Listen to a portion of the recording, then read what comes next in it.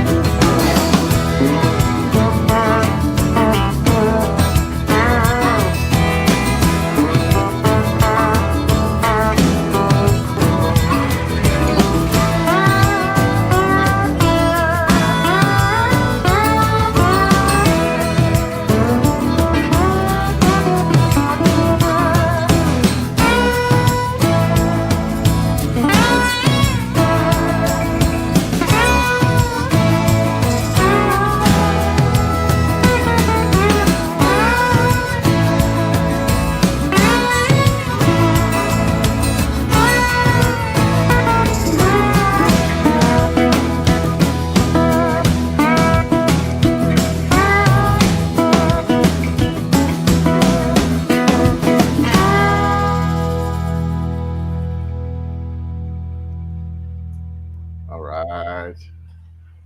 Need some Hennessy with this jam.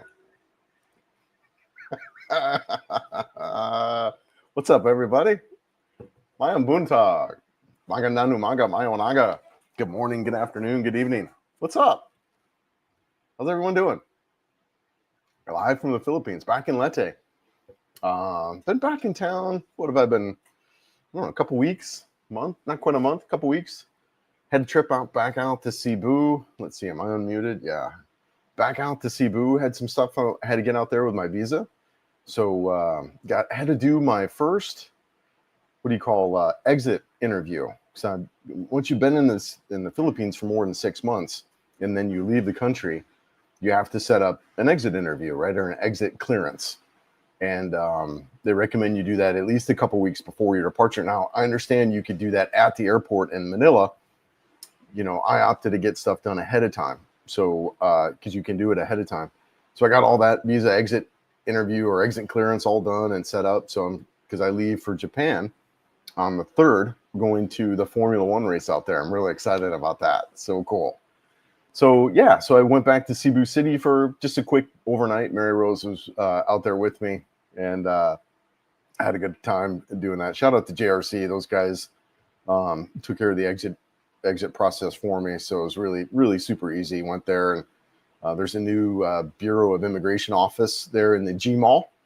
And I think a lot of this information I go over kind of in an upcoming video, but yeah, it was really great to go through that. I'll be leaving the country for the first time in almost 3 years. So excited about kind of getting out and seeing some different stuff. And then, so yeah, that's kind of what's been going on. So kind of coming up in the future, I've got, like I said, the trip out to Japan for the Formula One race. I've got a trip back to the United States already booked as well. So, you know, one of the things when I moved out here a couple years ago was I had agreement with my daughter. She's like, all right, Dad, move to the Philippines, or I get you, go ahead, go out there, but come back for my graduation, you know? So I said, all right, I agree to that, no problem. So she graduates high school coming up in end of May. So I already have that booked. I'll be back in Colorado for that. And then, so yeah, I'm excited about that, going back to the United States.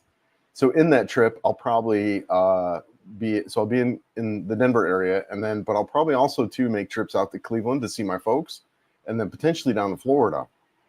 I'm still waiting to hear back from my son on what the timing is going to be around that. So should be potentially in the Tampa area as well as the Cleveland area. So if any of you guys are in that area, it would be fun to connect out there too. So, but yeah, so that's kind of what we got going on in the future, and what's been going on, what's been happening. Mary Rose is finishing up. She'll be here in just a minute. She's getting up and getting situated. But she'll be joining here soon too. That's kind of what we got going on. That's all the announcements. One other announcement that I made really quick. So once these lives are done, I usually go back and rewatch them just to kind of get a feel for how they went, see that kind of vibe. And I notice occasionally I'll miss a comment or two. So actually, Heath, I think you actually asked the comment in the last live that I missed. So I apologize if I missed your comment. I really do try to get through all of them. Usually the lives aren't that busy enough where I can get through all of the comments. So, but in case I do miss your comment, I do apologize. It's not intentional. I mean, unless it's completely whatever, off the wall, random, or disgusting or whatever, I may not acknowledge those. But I don't really have those types of viewers, which is great. But yeah, so if I, accidentally review or miss your comment, I do apologize, right? It's not my intention. Sometimes what I notice I'll do is I'll get talking on something and then I'll click on a comment and then go to the next one accidentally. So it's just this 50-plus-year-old mind at work. So with that said, we can get on to the live. We can get on and just really listen. For me, what the live streams are, what they were for me before I came out here and moved out here, was a really great space for me to ask questions, as well as listen to other people's questions, right? Because people would ask questions that I wouldn't even think of. And so that's really what these live for me is, a place where we can answer questions, things if you want to deep dive into. It's things I wouldn't necessarily make a video on, but that kind of deal. So feel free to ask, whatever's there for you regarding life in the Philippines or Southeast Asia, or mindset that it took to get out here or whatever, right? Just feel, yeah. What's up, man? And I think, Keith, you asked the question that I skipped over last live a couple weeks ago when I did the last one, and you were asking about the investments and does the volatility in the market impact me? And honestly, before you asked that question, I didn't even, because I had already kind of sold off. So my financial strategy around that is probably sell 2 to 3 times a year to make sure I've got enough cash to go through. So I had just gone through a big sell and hadn't been watching the markets that intently. So I really didn't know what was going on until I watched the live and then was like, all right, yeah, let's see what's going on. I didn't necessarily realize that 8% slide that happened, but I see now that things are recovering a little bit. But yeah, no market volatility like that, I'm whatever. The amounts that I'm kind of selling and moving around aren't really that big enough where it doesn't necessarily impact me so much. But yeah, sorry I missed your comment earlier. But yeah, good morning from Southeast Tennessee. Thanks for being here. Yes. Hey, what's up, Jim? How's it going, brother?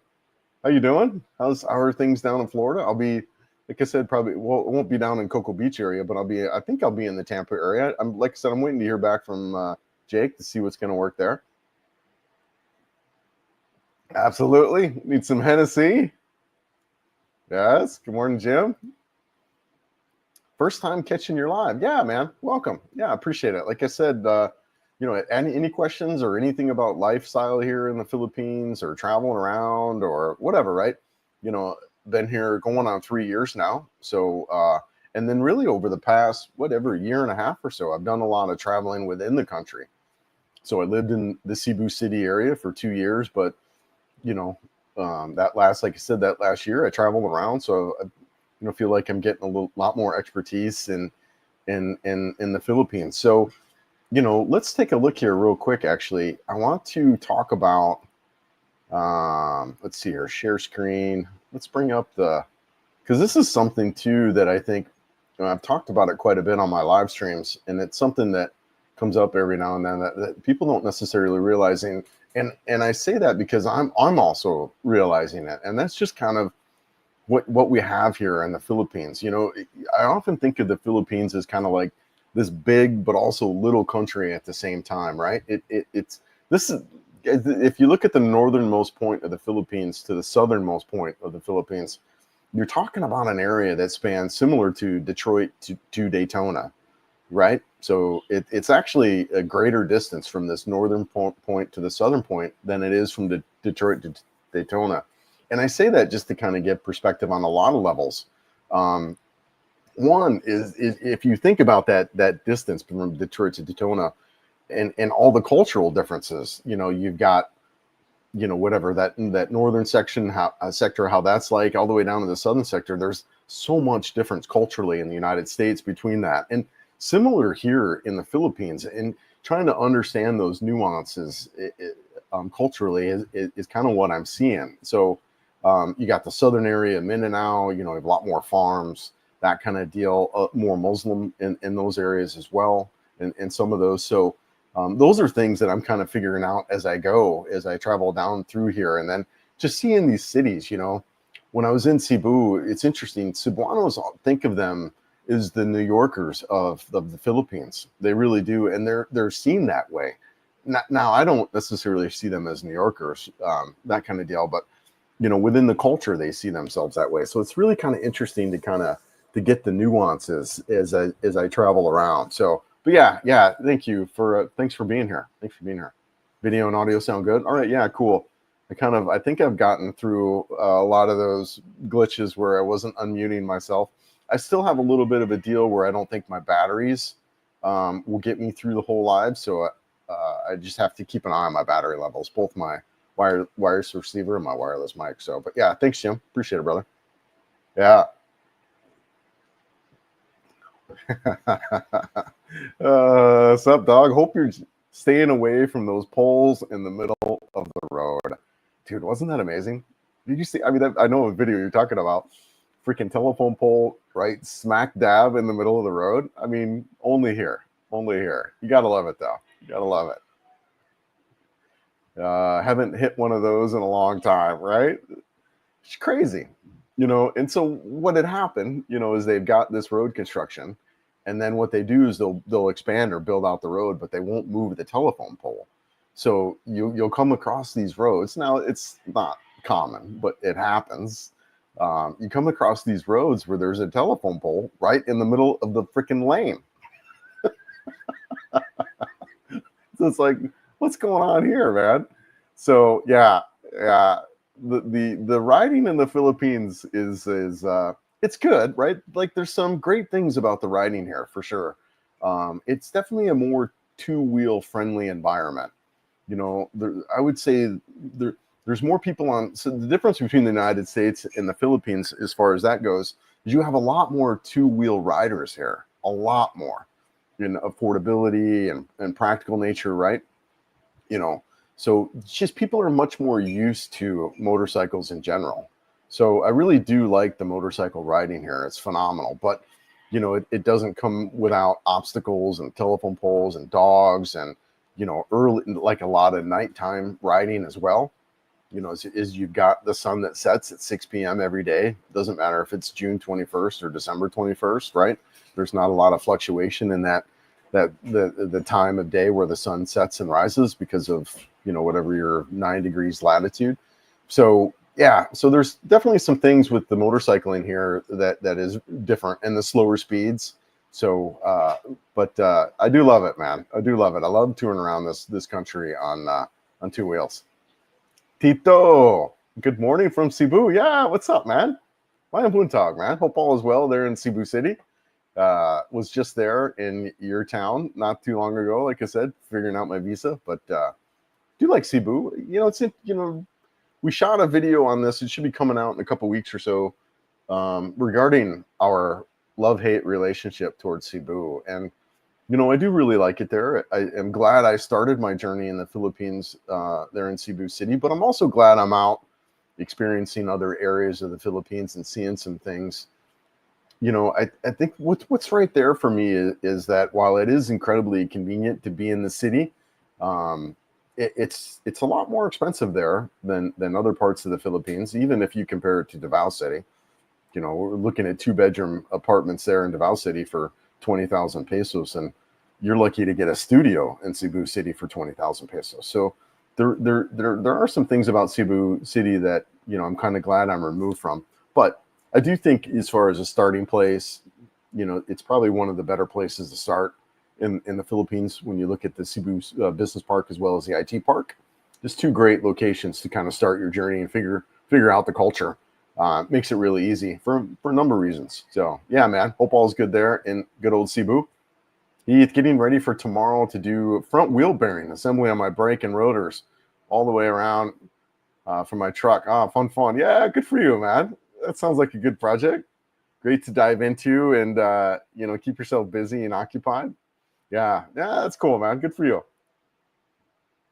Rick, checking in from Northeast Indiana. Nice, man. Hope all is well. Hope spring's coming around, right?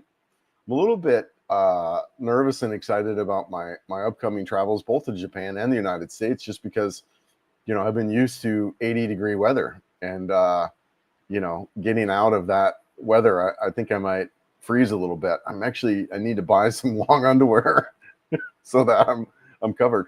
I did keep a beanie and a really good down jacket that I bought just before I'd actually left Colorado. So I do have some stuff, but not a lot of warm weather gear. But yeah, I hope all is good there in Indiana, and spring's coming around.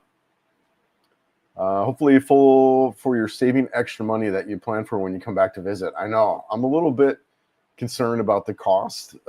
It looks like it's being set up though where I'm going to be staying with family mostly. So I won't have hotel costs associated with this trip, but even so, like eating out and meals will be expensive. I did get a flight. I got a pretty good flight out. I think my total cost was around $1,600 US round trip for my flight. And that includes some minor seat upgrades. I'm not doing business class, but you know, that had some minor seat upgrades with it.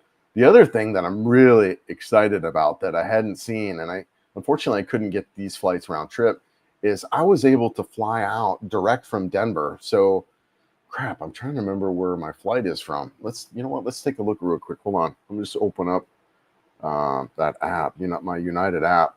But I was able to get a flight like Japan. I think it's Japan to Denver. Holy crap, man. That looked, that is, and it's like whatever, 10 hours. So let's look at this. Yeah. So let's see here. Yeah, Tokyo, Japan to Denver, man.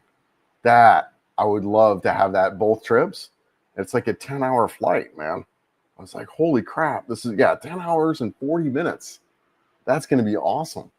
So I fly out of Cebu to Japan and then to Tokyo to Denver. But on the way back, I got to do the normal, looks like Los Angeles to Tokyo. And that's whatever. That's a 12-hour flight, right? So 2 hours longer. Anyways, really excited about my flight options. And like I said, that was like $1,600 US with the seat upgrades, round trip. So yeah, really cool. Yeah, it's gonna be expensive. Japan. My favorite saying there, the ladies, was "Asibo ni iko." Say it at your own risk. All right, I'll remember that, Jeff. Too funny. Morning, Sir Chris, Jim from CDO. Brother, what's up, man? How you doing, dude? So, guys, I traveled with this guy right here. You're a rock star, brother. You are. We went all the way up and down the east coast of Mindanao. So cool, brother. Wasn't that a good time?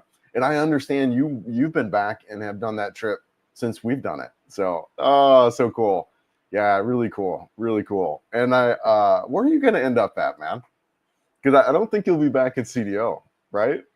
So cool.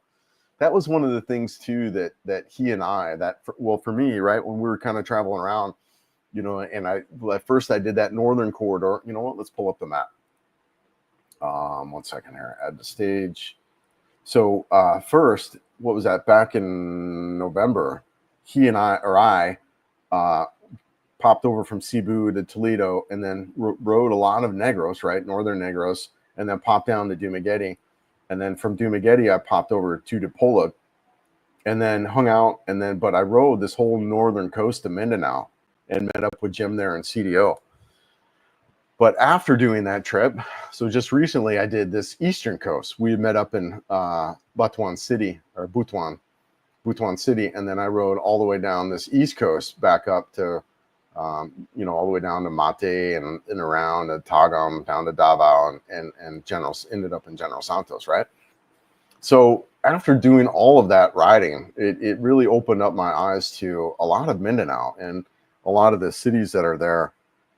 And honestly, after kind of doing that trip, there's two standouts for me. Three standouts. CDO isn't really top of my list anymore, just because it's too much like Cebu in the sense that there's too many foreigners there and there's bad traffic. To me, I think better options were like Butuan City. Really, really enjoy that city a lot.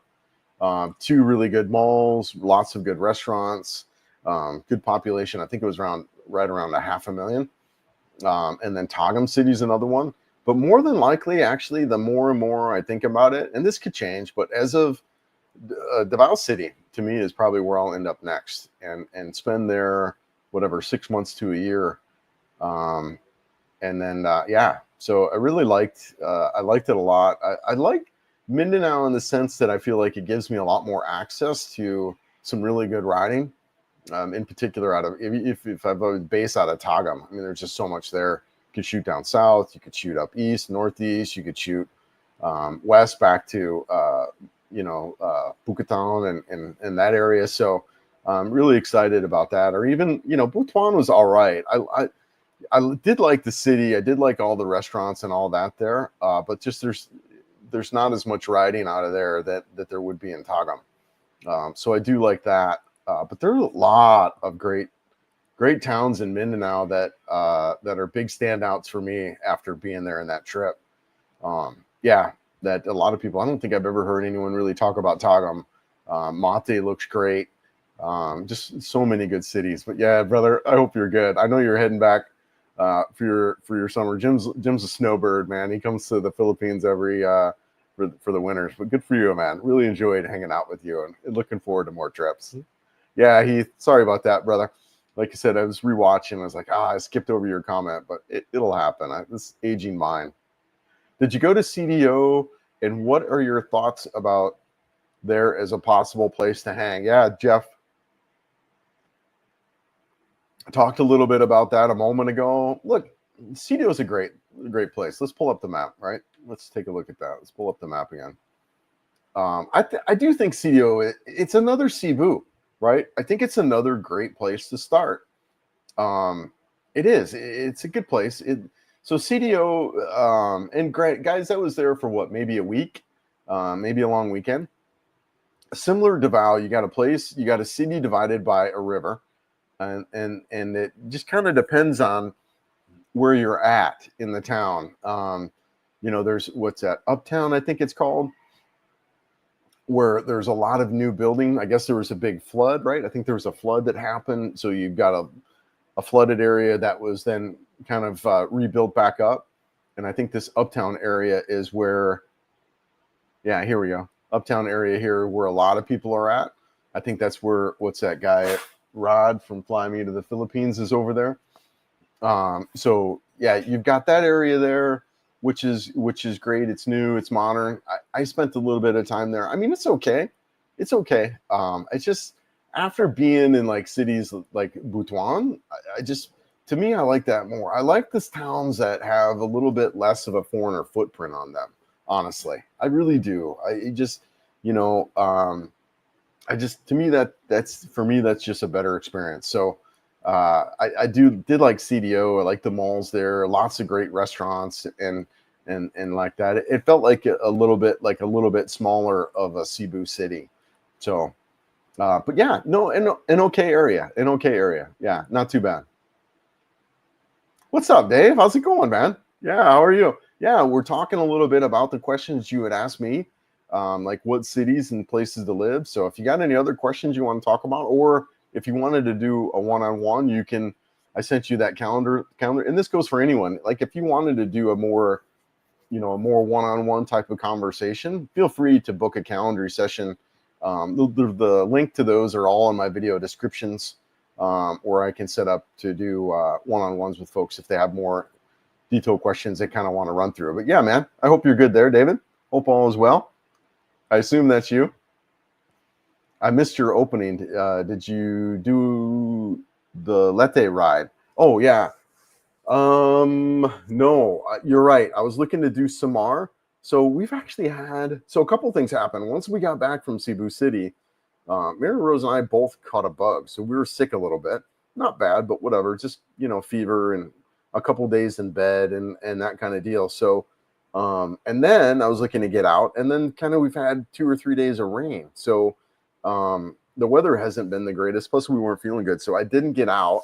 What we're looking to do before my trip in April 1st is we're looking to probably go to Tacloban for like a long weekend, that kind of deal. So I think she's going to be done with her school stuff as of Wednesday, and then we're looking to kind of probably go spend like I said, maybe 4 or 5 nights over in Tacloban just to kind of chill out and do that. But I was originally what I was looking to do, and I'll pull that up on the map, and I'm still going to do it. What I might do it though is kind of after I get back from Japan, maybe do it then. But doing this whole Samar loop. So meet up in Tacloban and hang out there, and then whatever, start there. We'll start at home, right? I live right over here in Palompon. So right over to Tacloban, which is a couple hours, and then just do this whole Samar loop. I'm still going to do that, but I want to make sure I've got enough time. It'll probably take a couple weeks to do that. So just the timing didn't work out right now, or I could do it right now. But I do want to do that trip here, I think, in the next month or so, because we're in the summer months here, right? So March, April, May are typically the more drier. It's also the hotter because it's sunnier, drier season. So I think it's a good time to travel around Leyte and Samar and kind of hit those areas. So that's kind of my plan around that, buddy. Yeah. Skating Geezer. Love it, man. Hey, what's up, dude? Yeah, good morning. Hey, yeah, if you want to do that Samar trip, I know you'd reached out before on a live before about doing that. Might be doing that around, let's take a look here at the calendar. Pulling that up. So I get back from Japan on April 11th, it looks like. So yeah, it's possible I might do that trip like the 14th or maybe that 21st or so of April before I go to back to Colorado. I don't know if that'll be enough time either, but we'll see.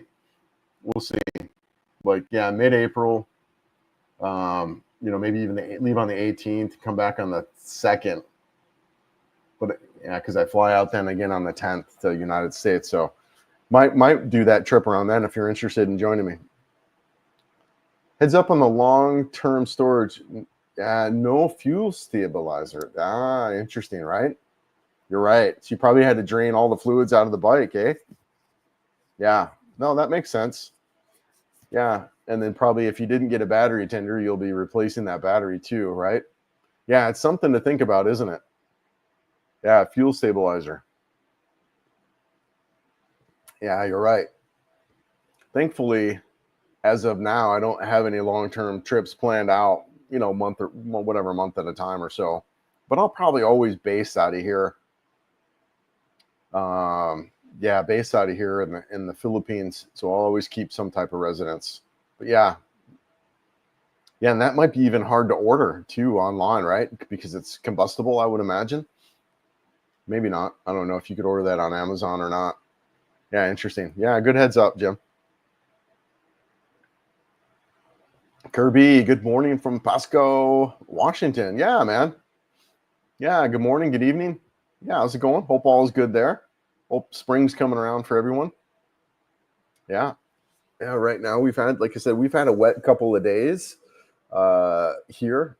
Not necessarily any kind of low pressure, but, definitely a wet couple of days. We've had some power issues which it kind of reminds me a little bit too on power strategies here, as we've dealt with some power outages, here and there. One of the things about living in more of the remote sections of the Philippines is that happens a lot more frequently. Like when I lived in Cebu, guys, I never had any really power issues.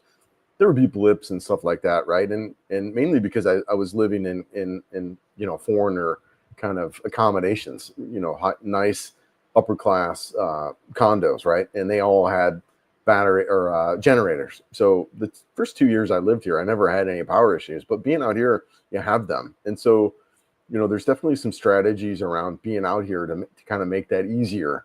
Some things that we do in those times where there's a power issues, shoot, we'll just go for the day. Like, some of it's planned, some of it's scheduled where there's going to be an outage and you just head out, right? Go to Ormoc, go to the mall, do whatever. Sometimes though, they're unplanned. So for me, a lot of that is keeping stuff charged, keeping things topped off, keeping things ahead of, keep your battery power up high. And then, make sure your Netflix, all your stuff is downloaded and your videos and stuff like that. But, long-term, more permanent strategies would be solar generators. I mean, solar technology is just improved dramatically over the past several years. And, you have some really good solutions. I mean, even here temporarily in this apartment, if we were going to be here long-term, I would definitely get like a solar generator and then just run that to the roof. And then I can run it up whenever I needed and then have a really good solar option. Now, would it be enough to run an aircon and stuff like that? Probably not. But to charge my devices, run a fan, that kind of deal, which is what you need to kind of be comfortable, even like an overnight kind of situation. Absolutely. Easily done with some of the solar technology that's out nowadays. Just kind of make your living a lot easier as you're dealing with some of this stuff. And I think it's a little bit harder to do as you're traveling around like I am right now. But I do plan on, part of the intention of traveling around Philippines is to kind of pick a place where I want to chill for a while, like potentially even build a home. So once I get that base set up, having a solar generator is going to be key in that. But yeah, man.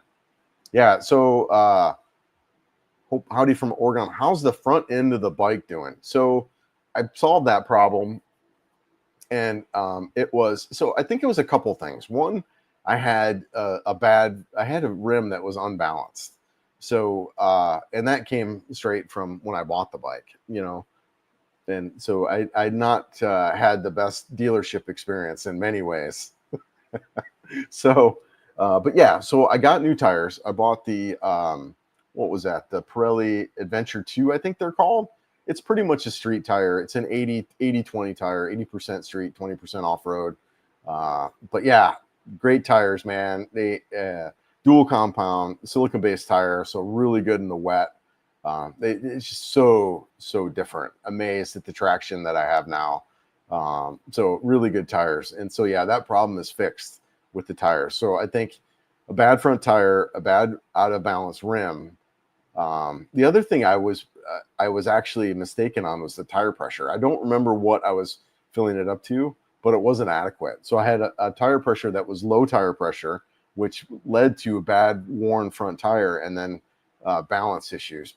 So it was a combination of several things that was going on there. And then so getting the proper tire pressure, getting a balanced rim is solve that problem. But yeah, man, appreciate you asking. Two-wheel ride for 5 Filipinos, man. How many people? I've had a lot of people on the bike. What was the most we've had? I guess 3. 3 of us has been the most we've had. But yeah, that's pretty common here, man. I'm always blown away by the riding here. You'll see, typically you'll have the youngest right there on the front of the tank, and then you've got dad, and then you've got the middle child, and then typically the oldest on the back, right, or whatever. So they'll kind of sandwich the kids in the middle between mom and dad. You want to pull up a chair, babe? Yeah, pull up a chair. You could get a bucket or a chair, or I don't know. Pull up a chair. Might as well. A lot more two-wheel riding with 6 people on it. Yeah. A lot of two-wheel riding here. A lot. Yeah, it's the majority, honestly. Most people, it's just because it's practical and, you can afford it. Locals can afford to buy a scooter, that kind of deal versus a cars. Cars are, expensive here. So, yeah, a lot more two-wheel motors here. Yeah, just looked up scooters here in the United States, and Honda only offers 3 models here. Big difference, Jim. Yeah, there's a big difference in the riding here versus in the United States. So I rode in both countries, and there's really one of the big major things is speed. You don't really have the big interstates. So you do in Manila, but that's about it. So the riding speeds are a lot slower here. So you don't necessarily need that big of a bike out here to kind of go. And honestly, the bigger bikes are more of a hindrance. That 5, whatever, 800cc and below, 500cc may be the ideal. But these lower cc bikes are really the way to go out here. Something lighter, something more maneuverable in traffic. Especially when I was looking at the majority of the island of Cebu, you don't really get up to speed at all in that area. So lower cc bike is the way to go. So that way scooters, really the Honda ADV 160 is a really phenomenal machine for the Philippines. It's probably one of the better scooters, if not the best scooter for the Philippines, just because you've got a little more travel suspension. The Yamaha's got to whatever the NMAX or XMAX, whatever, but they don't have the suspension that the ADV does. And that is key here because road conditions, even most of the roads are paved here. They can be, you can have potholes, you can have just a little bit of a rougher terrain. So having a little more suspension is key. I recommend both. I really like the setup that I have.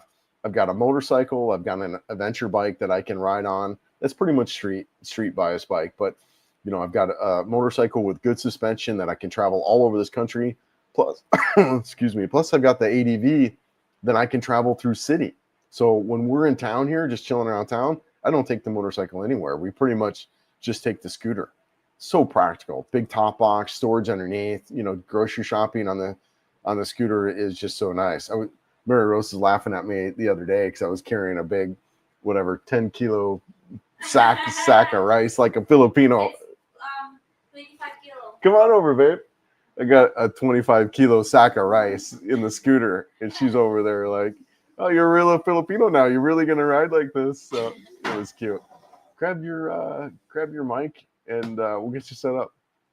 So, but yeah, 2 wheels are they're so affordable, they're so practical, and definitely the way to go here in the country. So yeah, man.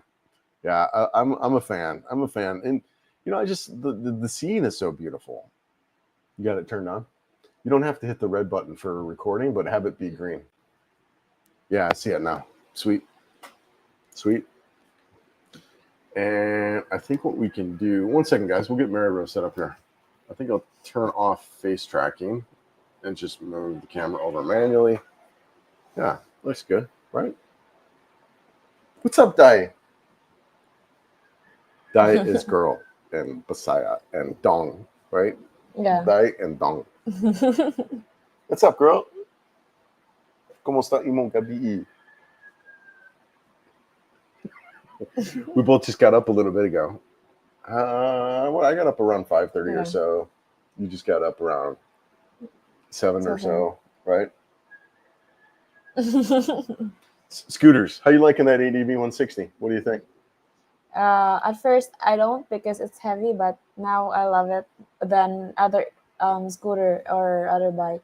Yeah, it's a big bike for Filipinos. The Honda ADV 160 is big. It's huge. So it's an adjustment. Can you grab that yellow towel and throw it down? My OCD is a little bit distracted by it. Yeah, just throw it on the ground, whatever, somewhere where it's not in the background. But yeah, it's a little. So that ADV is a little bit of a bigger bike, isn't it? For the Filipinos, because you guys are more used to like 160s or 100s, 125s. Yeah. Yeah. And it's also a wide seat too. Yeah, it's got a wide seat. Yeah. Yeah, which makes it hard to honestly makes it hard to get your feet down on it. Mm-hmm. Even for me, I feel it's a big scooter. So for anyone coming over, the ADV is a good bike. It feels good Yeah. though. It's got really good Yeah. brakes. Yeah. Good It has brakes. really good brakes and then really good tires. Yeah, tires. Yeah. The suspension is good too, Yes. right? Yeah. Like you can like go over bumps and stuff like that. Yeah. Yeah. My Yeah. little brother really loves it. You know, remember he likes the Ninja, Yeah, but yeah. now he said that he loves the ADV Ah. because the ADV is also faster and then has a good brake in a narrow road and a rough road. It's really good Yeah. because of the big tires. Right. No, it is a really good machine. I'll be honest, when I first moved here, I tried to get one, I couldn't get one. It was pandemic, supply issues, that kind of deal, right? But if I would have bought one then, I doubt I would get a motorcycle. I would have just been content with it because it is that practical. Yeah. They're just really, really good. But I couldn't get one when I got here. So then I got the Hunter, the Royal Enfield Hunter 350. So, but yeah, it's a great machine. Yeah, no. So you're learning to ride, right? Yeah. After the accident. Right. She had a mild fender bender and scraped up her foot a little bit. But good. yeah, which reminds me, guys, I put a lot of stuff on Patreon. So if you're not already checking out our Patreon site, check it out. I mean, seriously. So there's a lot of stuff I'll just post for free. So you don't necessarily have to pay anything. There are memberships if you want to support the channel. But even just check it out. Check out the Patreon stuff. We put a lot of extra stuff out there. Sometimes there'll be like content that I was like, yeah, this may or may not make a good YouTube video, but we'll put it out there. So a lot more behind the scenes kind of stuff we'll put out there. So check it out if you're not already. Patreon, and then other channels too. Once I started looking at Patreon as a creator, I started following other people that I follow right on their Patreon page. So it's really been kind of cool to see that. So invite you guys to look at that if you like. Kirby, don't forget about all the vehicles with no lights turned on at night. Yeah, never seen anything like it. It's so true, dude. I see a lot of that, but it's not too bad. Like you can see them come. You'd be surprised what you can see.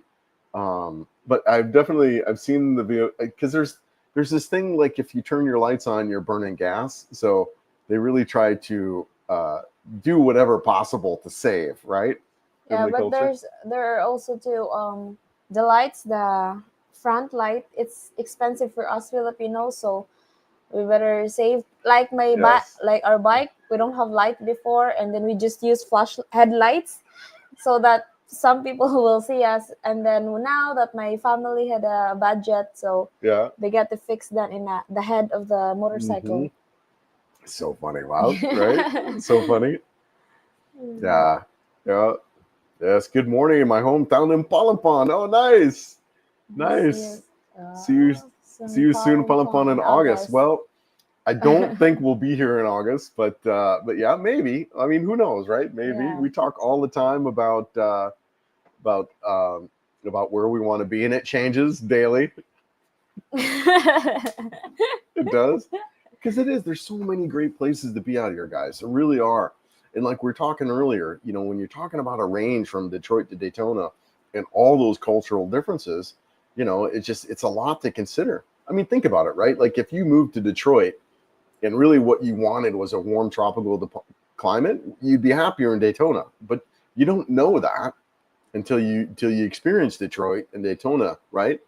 So it's kind of the same thing. I mean, when we think about the Philippines, we think about one country, one area. We don't think about the nuances between the North and the South, like United States. There really are a lot, right? So as I'm traveling around, I'm kind of seeing this and figuring this out firsthand. But yeah, good stuff, man. Hope love the little town of Palompon. It's a great town. There's a Earth Day today with the race, and stuff like that. We're gonna go check that. Maybe I'll shoot a video on that.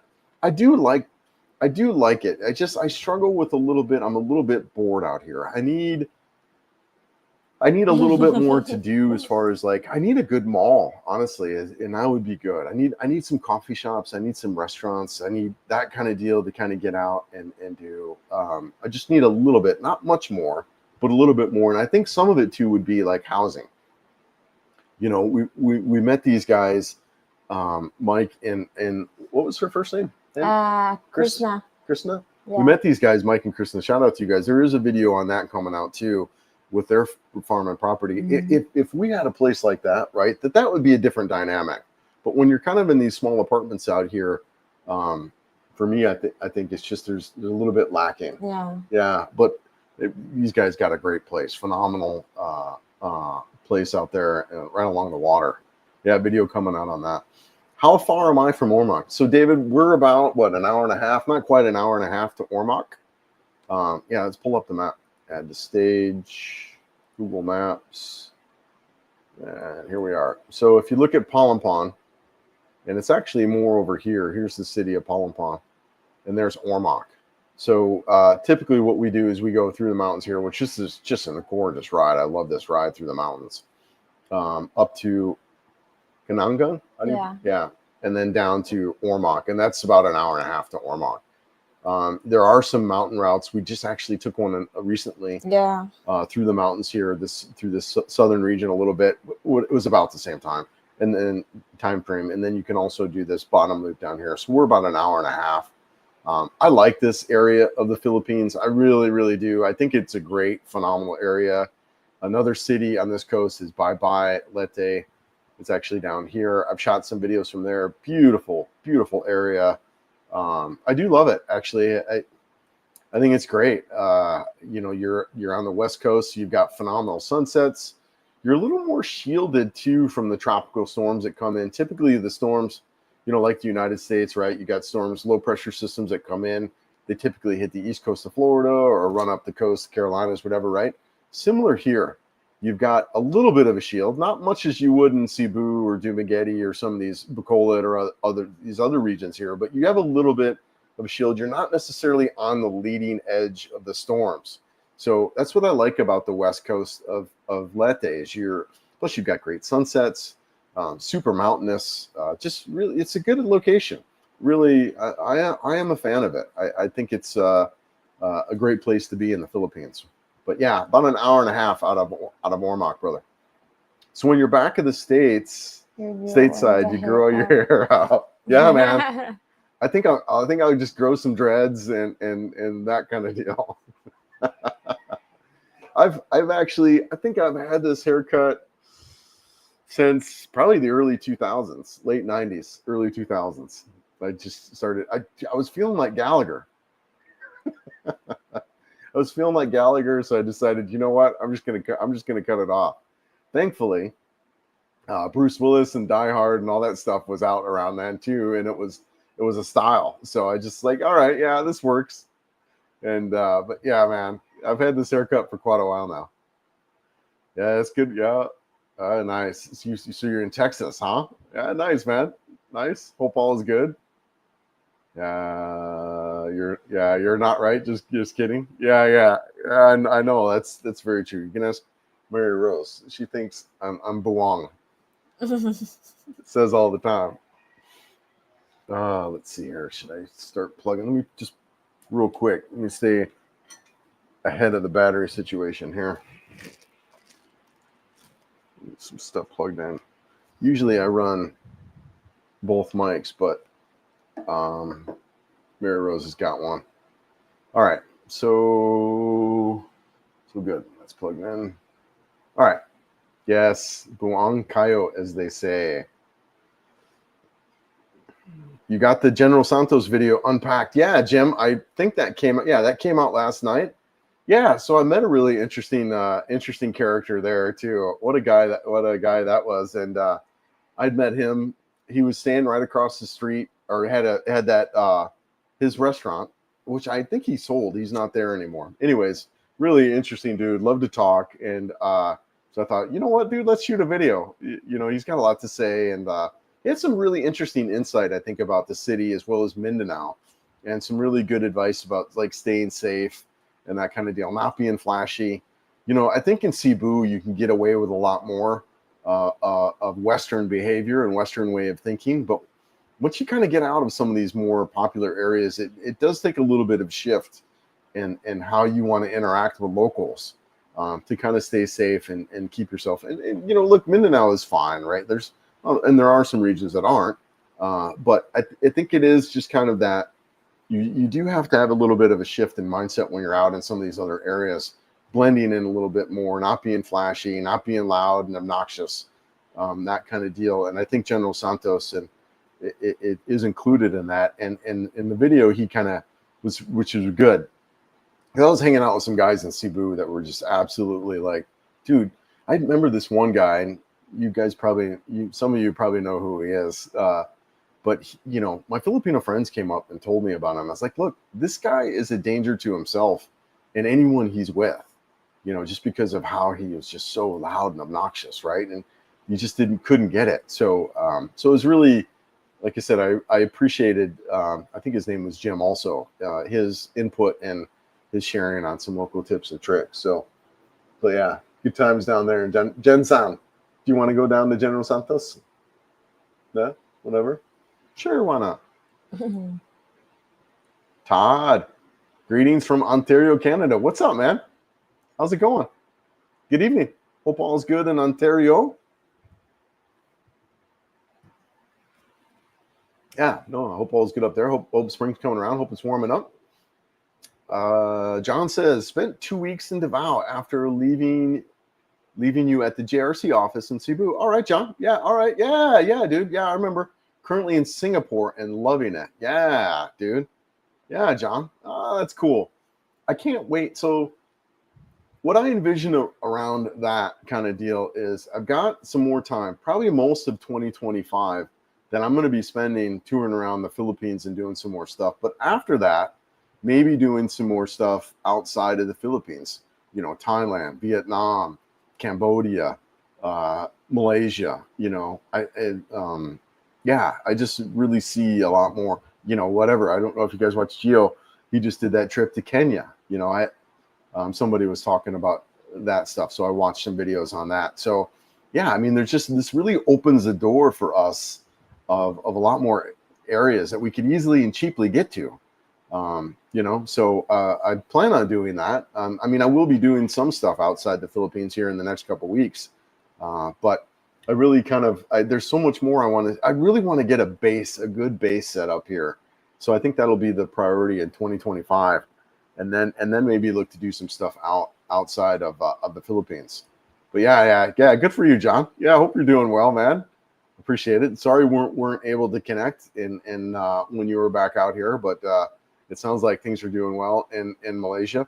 I do know a guy that was telling me about, I don't know if this is true or not, so this is really kind of hearsay, but he was telling me, he says, Chris, the Singapore visa can be a little bit expensive to kind of get. Where the hell are we? But he says, what you could do is you could go over to, there's a part here, and I don't have it really marked. Let's see, where's it at here? I always forget how to turn this crap on and off. Yeah. Show on map. Yeah, he was telling me, he says, maybe that wasn't it. But he said there's a place in this region of the Philippines, a region here where you can be, and actually for not as, because the visa in Malaysia can be quite expensive. But he was maybe it wasn't here. He says if you go in this region and spend, I think it's a month a year, you can actually, because it's independent, you can get a Malaysia visa. And that was his strategy around that. I need to dig a little bit more. I did kind of mark it. Let's remove these so that way they don't clutter the map. But yeah, really interesting. And I can't wait to kind of see a little bit more of this region here. But yeah, good for you, brother. Bill Hickerspill here. How goes it? Good to see you from Southern California, 5 p.m. Yeah, man. No, it's good here. Doing good. Traveling around a lot. Yeah, no, it's going well. Doing all right. Winter home is Ross City. Yeah, man. Yeah, what's his name? Mike, right? From That Filipino Life is out there and is bringing a lot of attention to that region. Yeah, good for you, man. Hope all is good. Did you hear about the Asian food cooking contest? The winner It was Thai. I believe it. I believe it, Rory. Good food in Thailand, right? You know, delicious cuisine out there. I'm discovering more and more Philippine dishes that I like. I like the caldereta. Yeah, caldereta is really good. Yeah. Tell me about caldereta. What's in that? Caldereta, it has potato, carrots, pineapple, and Julians they put cheese, Mm, and then pork. Yeah, and then they put tomato mm. paste or tomato sauce. Yeah, it's really good. I'm a big fan of the caldereta. What other things I like? Adobo. You like adobo, yeah. Yeah, yeah, and some of the soups are really good. That was something I didn't. Sinigang, yeah. Yeah, the sinigang. That's yeah. The food here isn't bad. Granted, it's not as flavorful, I think, as some of the other. There's not a variety, but the fruits are. I mean, just if you could get some local stuff, the fruits are just absolutely amazing. The mangoes are good. Just you name it, right? Papayas, Jackfruit. jackfruit We is tried super that. delicious. Yeah. Um, Lanzones, Lanzones. rambutan. Yep, rambutan. The fruits here are just unbelievable. We go to the markets every week and get a bunch of fruits for like $20 or so, and we get just buckets full of fruit, bananas and mangoes and all kinds of stuff. So I am a fan of the food here. Admittedly, you know, when you're eating out, see, when you have a Filipina or whatever and cooking for you, that's a different dynamic versus if you're by yourself. But yeah. I believe it, Roy. What's your top 3 recommendations on dating a younger Filipino? What's your top 3 recommendations on dating? Well, Jeff, I think the number one thing I think that a lot of guys get wrong about dating in the Philippines is that it is a conservative culture. And a lot of these girls, especially outside the cities, they want that long-term partner. They're not interested in dating guys short-term. Now, there are some girls who are, but the majority of the girls here are conservative girls. You know, it's not Western type of dating, right? Where you date girls who have had 5 different partners in the past couple of months, right? You're dating girls that have had 2 partners their whole life. So I would say that's kind of one of the big differences when you're looking at dating, especially outside the cities, is you've got these really conservative girls that just they want a partner. So I would think that, and what that looks like is coming across as a guy who also wants that. You know, if you come across as a guy who's like wants to date girl after girl after girl, you know, there's going to be a majority of the girls who are uninterested in you because of that, right? Would you agree? Yes. Yeah, they have a saying for it. It's called chick boy.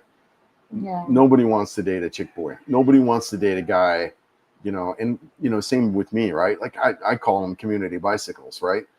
Do you really want to date a girl that's been hanging out in Cebu City for 2 years and dating 3 foreigners a week? Right? Same with me, you know, and same with them. You know, the good girls don't really want that. So I would say that first off is, you know, and there's nothing wrong with that, right? I'm not saying that there's anything wrong with that lifestyle, that way of living, and so on, especially coming from, you know, the scarcity that's there in the West. So if you're looking to date a lot of people and that kind of deal, stick to the cities for sure, the big cities. Stick to Cebu, stick to Manila, or go to Thailand, right? I would say that right off the bat is dating any Filipina. Realize that it's a conservative culture. And then I think along those lines too, the conservative culture, family culture, you know, I think as Westerners, as an Americans and Canadian, right, we have this way of like, you know, it's just kind of this close family where maybe me, my wife, my girlfriend, or whatever, that kind of dynamic. Here, it's bigger than that, right? You've got this whole family culture where, you know, you got brothers, you got siblings, you got, you know, so you're really kind of getting into this marrying a family, which is, it's different from the West. So I would say that, and I think that's probably goes true to Thailand in some cases too, I think. But yeah, I think the number one thing that when you're dating a younger Filipina is having that whole kind of like, you know, that conservative culture that's there. And then, you know, when you're talking about age gap in general, Other thing that's there for me, Jeff, is like a mentoring type of attitude. And I learned that early on. So when dating with Joe, and it took me some time to adjust. I'm dating someone who just doesn't have the life experiences that I do. And that doesn't necessarily make me a better or smarter or any of that. I mean, Mary Rose is probably, twice as smart as I am, right? And I think we all know that. But I have twice the experience that she does in life experience. And so just having some patience for that, right? Having some patience for, look, I'm dealing with someone who's developing in a lot of ways in their life, mentally. And so just having some patience around that would be another thing that I would say, as we're older gentlemen, really mentoring these people into their lives. And that is a role that I take on with her, and just really trying to be a positive impact. Jim and I have talked a lot about this too. The guy traveling around this. The last thing we want to do is come into these young people's lives and have a negative impact, right? I'm really committed to having a positive impact for her throughout her life. So that would be another thing, just, realizing that we're dealing with people who, because we're not used to these types of situations coming from the United States. They're most of us, unless you're like Jeff Bezos or whatever, that type of income, are not put into these situations where we're dating someone in their 20s. And so there is a little bit way of thinking there, some patience, some understanding. But yeah, what a great question, Jeff. Really appreciate that. That's kind of all I can think of. What's your take on that whole deal, as far as, anything that we've said, or what are you thinking about this, girl? What's your take? I don't know, because there are different perceptions of a younger Filipina. Yeah. Some of Filipinos just dating because they want to have a better life. Yeah. So yeah, I think it's up to you when you meet some girls. Like, there are some people that we met, and she says, I already knew that there's some other girl other than me, but he said it at first. So I think in dating, it just depends on the girl and the guy. Right. Any advice to guys looking to date a younger Filipino, as far as what they might want to consider, or anything like that? Anything you can think of? Or... Yeah, I think the maturity of the girl too, when they're young. So pick a girl that's super mature. Not really super mature. It's like, what do you mean by that? There are some people that they're young, but they're also in a family. They're not really oriented. They just want to get out in the family, so that they want to date. Right. But there are also some girl like me. I'm also a family oriented, but I want to have a good relationship, because I've tried the Filipino and it doesn't work. So I tried the foreigner. So it just depends on the girl, because some Filipina want to get out in the family, so they date a foreigner. Right. Yeah. Yeah. So just think having your head on you, right? Yeah. And that is kind of hard for us too. Admittedly, for me, I made mistakes like that. We get over here and we're just, for me, I hadn't dated in years, really. And, then we get in these situations where we're like, wow, this is really kind of really happening. And so just being clear, I think, is important for ourselves and kind of what we're looking for. Yeah. Yeah. Thanks, Mary Rose. Thank you, Di. Greetings from Ontario. Winter spent in Rojas. Yeah, nice, man. Yeah, I love your channel. Thank you, brother. Appreciate that. No, really, it's been fun. I do enjoy it. I get a lot out of it myself. I really do. I have fun with it. One of the things that's been interesting though is I just did my taxes, right? Is the financial costs. Were you shocked by that? Yeah. Originally I was thinking the channel costs around $300 to $500. It's not, is it? So we did the tax. I just did my taxes, and the cost of the channel for the year was like $11,000. $11,000 US. So it cost me $1,000 a month. When you look at what were some of the hardware, the software? Yeah. You know, The travel. really interesting. The travel part. So that's about half of that budget was yeah. travel. Maybe not quite half the budget was travel. So you could argue that I would be doing that anyways, or I could cut that out. So yeah, you could say about 5,000 a month, or yeah, not 5,000 a month, but maybe 6,000 a year. So that actually is a little bit on track, kind of what I was thinking, about 500 US. But traveling around was part of that too. So it's really interesting. But anyways, man, thank you so much. Salamat kayo, as they say here. I do love it. It is a little bit sometimes of Headache. yeah, it's work. But I think some too. I've made some recent adjustments, maybe over the past couple of months, where I'm not putting out videos nearly as much. I put out videos once a week. I put out shorts every day, but I cut. That's repurposed content in a lot of ways, right? Like I'll cut up from my lives, I'll cut up from my videos, and repurpose that content.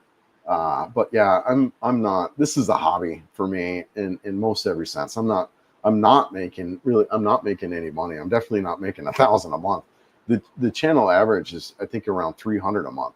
So whatever, man. It's fun. I get a lot out of it. I'm still kind of a busy-minded guy, if you haven't noticed. So I do like keeping myself occupied and things like that. And this fulfills that, right? It accomplishes that. But thank you. I appreciate it. Yeah, thanks for the offer to ride to Samar, but I fly out early April and will be away until the 10th of May. Yeah, okay, cool. Yeah, I live in Ormoc. Yeah, I remember. But bug out every 5 to 6 months to take care of business. All right, yeah, dude. Well, let's for sure get together. Love to get together at some point, especially too while I'm still in the area. Yeah, but yeah, man, I remember who you are. Yeah, Carters are hard to get around. They are, aren't they? Yeah, four-wheel cars, because the roads are a lot smaller. You got potholes, and you got obstacles on the wall or on the road. I mean, with like dogs, and a lot of times even you'll have sometimes these 4-lane roads, but that right lane is completely occupied with like drying rice or vehicles or other things that are just in the road. So yeah, the roads are a lot smaller or narrower, which make two-wheel riding much more practical in many ways. Yes, USA, go, faster, faster. So true, man. That's been one thing too that's been noticeable for me as I've been here, is that slower, more relaxed pace of life that's here, which I needed, honestly. I was, being an IT professional for 20 plus years and working in the legal industry, go. So, it was taking a toll on me, stress-wise. And so that's been an adjustment. I still have got a lot to go, 50 years of being a professional. I can see Mary Rose, comments time where it's just, but it has slowing down's been a big deal. Yeah, I think you forgot the infant on Mama's remake. What's that, man? I don't remember. I think I forgot the infant on Mama's nip. I think a trike would be ideal. Yeah, no. There's trikes around for sure. Like, are you talking United States trike or like Philippines trike? Because they're two different things, right? But a trike is nice. You're right. I see. Like the Philippines trike is very popular here. It's great because you do add where you have a little bit of cargo room now, where you can carry goods or people, right? Yeah, and then like an American trike, similar. I think I would want the Philippines trike versus the American trike, right? So, two different things there where you've got American trike is more, one wheel up front and 2 wheels in the back. While, yeah, that's an American type of trike. Like you think of like a kid, what a kid's tricycle looks like? Yeah. Where you got the 1 wheel in the front and 2. That's an American type or Western type tricycle. Here, it's like an e-bike, electric bike. Well, no, different. But here, a Philippines tricycle is a motorcycle with a sidecar. Yeah. So that's a Philippines trike. But yeah, no, and those are super popular here. And yeah, I can envision having one of those actually at some point, especially too because they typically have them covered. Yeah, she's laughing because I'm really becoming Filipino at that point, right? You want to have your big bike with a sidecar, right? But a Philippines trike I could see would be nice. Like I was saying, because you've got it covered, so you could be Yeah. out of the elements. That would be really nice. And then we could carry gear and sacks of rice and all that kind of stuff. But even those are on some, like you couldn't fit a trike on Mary Rose's road, right? Yeah. Yeah, You it's can. too It's too too narrow. narrow. Yeah. But so yeah. Do they have any ADV 350s at that big bike shop you went to in Davao? So, Bill, the ADV 350 is not available in the Philippines. Yeah, man. Or that would be something to consider. But unfortunately, it's not. I inquired about that bike back when I went to, what's that, Moto World? Crap, I can't remember. Is that what it was? Yeah. In Cebu. So, yeah, in Cebu, exactly. I shot a video on that because they can order bikes for you. And as I was still dealing with supply chain issues, whatever last year or so, that was something I was looking at.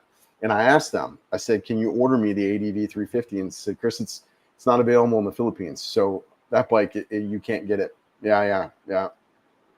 Mindanao trip looked fun. It was blast, gorgeous.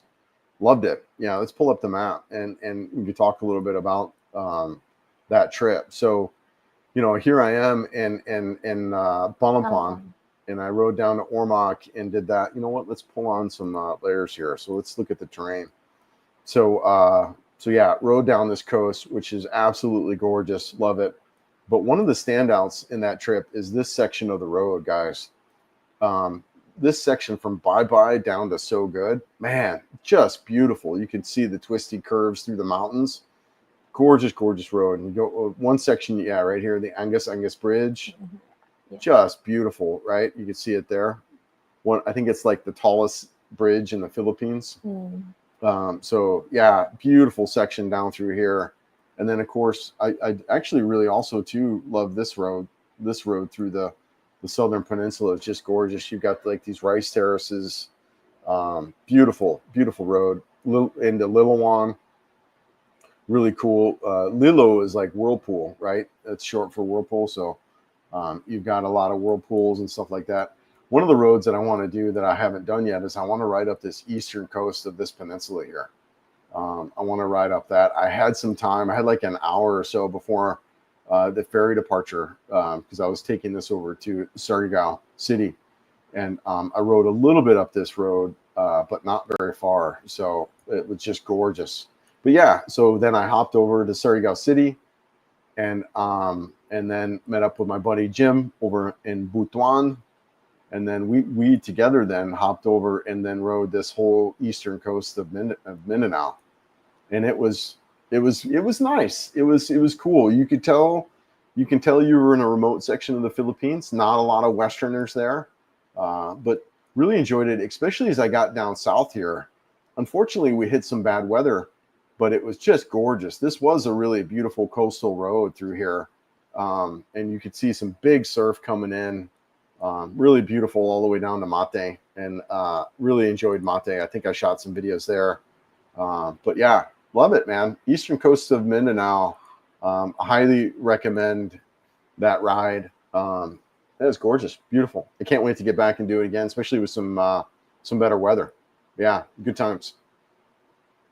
Yeah, I like that. Some rides, side saddle. Yeah. No, that would be cool. With the trike. Yep. The 51st state. What's that? What's the 51st state? Sorry, I'm a little bit ways behind on the comments, but yeah, like I said, that's what for me. These live streams are. There really are a deep dive into stuff. So if you guys got questions and stuff, know that I might take a while to kind of respond back. But that's kind of why I want to do these live streams. Is you can't do this in a comment section, right? You can't really kind of go into the level of detail like you can. So I apologize. I get pretty far behind in the comments, but that's to me that's why I do these live streams, so we could really kind of jump into stuff. But yeah, for a newbie, which is better, Cebu or Davao from your experience? That's a great question. You know, I don't know, man. I think it just depends on what you want to do. I think if you want to travel around, the Philippines, I think Cebu makes a lot of sense because of its centrally located, right? Yeah. Like here you are in the Philippines. We talked about that, Detroit to Daytona. If you look at Cebu, you're right smack dab in the middle. So if you want to travel around, especially if you're looking to do what I'm doing, which is by motorcycle, I would definitely say Cebu to start. Because then you can get over to Negros, you can get over to Panay. Heck, if you wanted to, you can easily get over to Leyte, huh? Yeah. You can, Bohol. You can get really a lot of the Philippines. So, and I've done a lot of that, right? I've done a lot. I traveled all over Cebu. I went over to Negros and did all of that. I've been over to Bohol and went over there at Camotes. So, yeah, I mean, so Cebu City is great in the sense that it's centrally located and easy for you to get to other areas, either by boat, either by airplane, by motorcycle. So it does that. If that doesn't appeal to you, like traveling around the Philippines, if you just want a city to be in, then maybe not. Then maybe Davao might be a better option, right?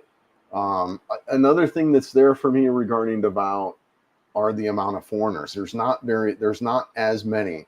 So if you're looking for a city that has more foreigners for you to adjust to, then maybe Cebu City. Or the opposite. If you're like, you know what, I moved to I want to be in the Philippines to be away from as many foreigners as I want, then maybe Davao would be an option, right? So it just kind of depends. And that is one of the reasons why I think I will be in Davao for at least 6 months, because I do really want to get a better understanding of what it's like to live there. What are the nuances of Davao? Because it was different for me being there. One of them right away was, Cebu's got a lot of Korean tourism, especially in the Mactan area. Davao's got a lot of Indian students because of all the medical training facilities that are there. Boom, right away there was a big difference of that. So I want to get used to kind of those nuances. So yeah, it just depends. It just depends on what you're looking for. Yeah. Yeah. Right. When you walk in Cebu, it's really hot, but when you walk in Leyte, the breeze is really good. Yeah. So there's city versus province and stuff like that. Yeah, you don't like the pollution that's in Cebu? It's there. What's interesting is I kind of noticed a little bit when I was living there, and I think I felt it a little bit in my throat. Guys, it's a big city. You're talking 3.5 million people if you count in the greater area. If you're talking this whole region all the way down to, Talisay and Mandaue and Lapu-Lapu and Mactan. If you're talking this whole region, you're talking big city, size of Chicago. So it's a big area, but yeah, there's some pollution in Cebu and smells and stuff like that. That was one of the things I noticed about Davao. It seemed to be a little bit cleaner. I also didn't really notice like high rise. Like there's definitely a high rise vibe in Cebu City. Lots of condos, lots of big buildings. I didn't necessarily see that in Davao. And I don't know if that's because there's more earthquakes there or not.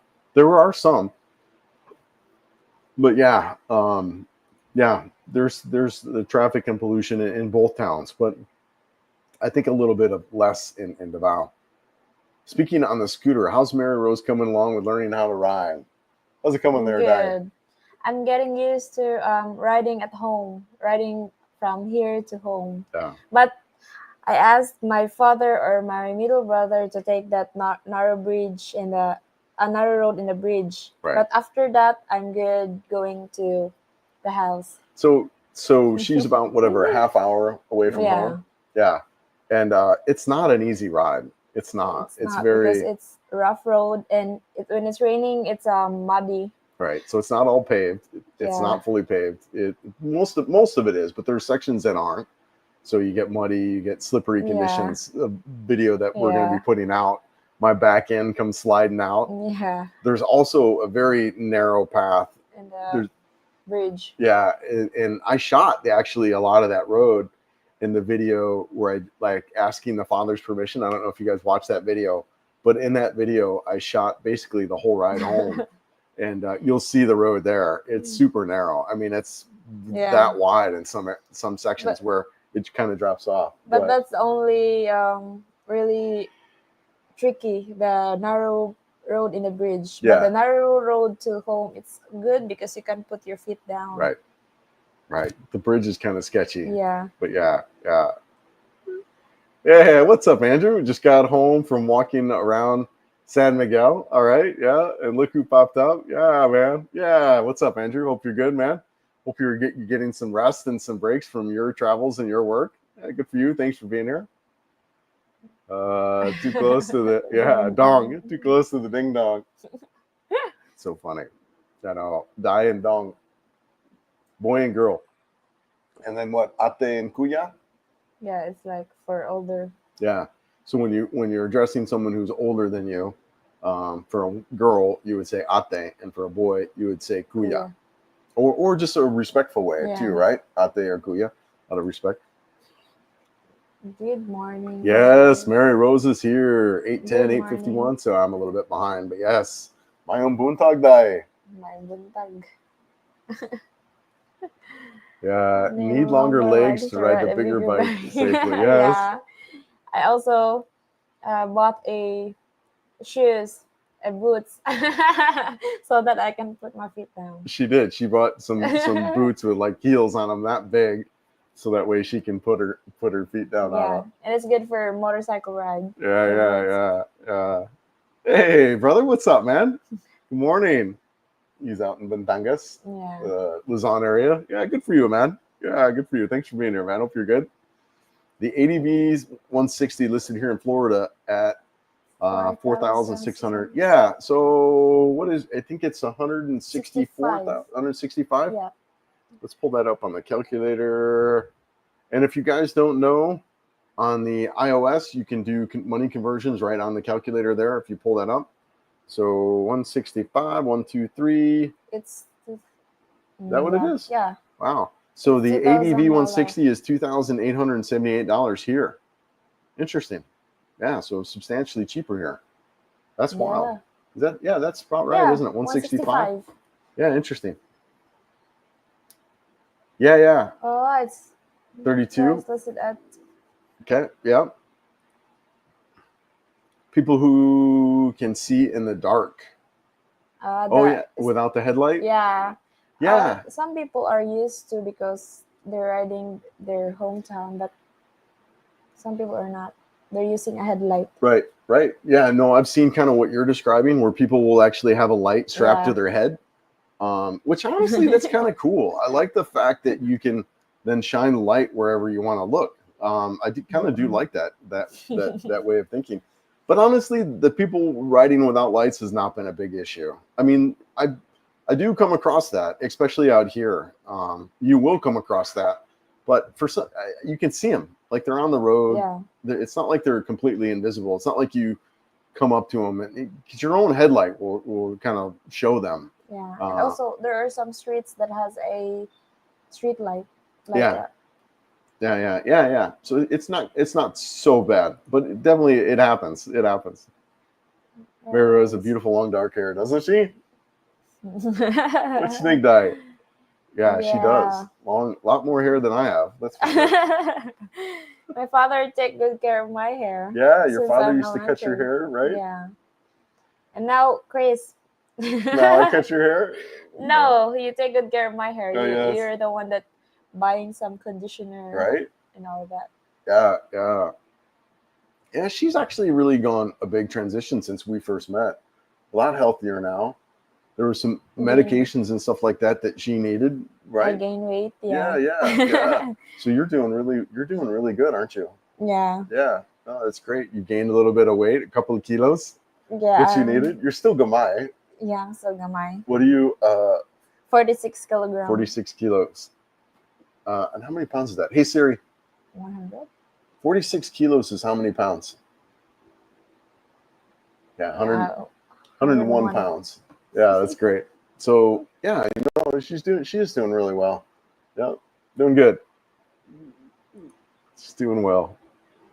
The Patreon sleeping dinosaur vid was really, yeah.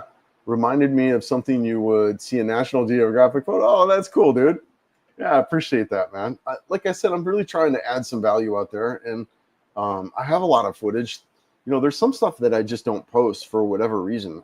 Maybe I can't make a full story out of it or whatever. YouTube, you really want to try to get stuff around 8 minutes, but although that's kind of changed too since I've started doing YouTube. But like, we try to put value out there. We'll shoot exclusive stuff, like we just did that video when we're riding back from Cebu, and we did that quick chat kind of stuff, because that stuff easily I can put together and give people a lot more behind the scenes. But yeah, man, no, I appreciate it, man. Thank you so much. Thanks for being out there and participating in that. Greetings from Illinois. Always enjoy watching your video. Yeah, thanks, Big Daddy Sly.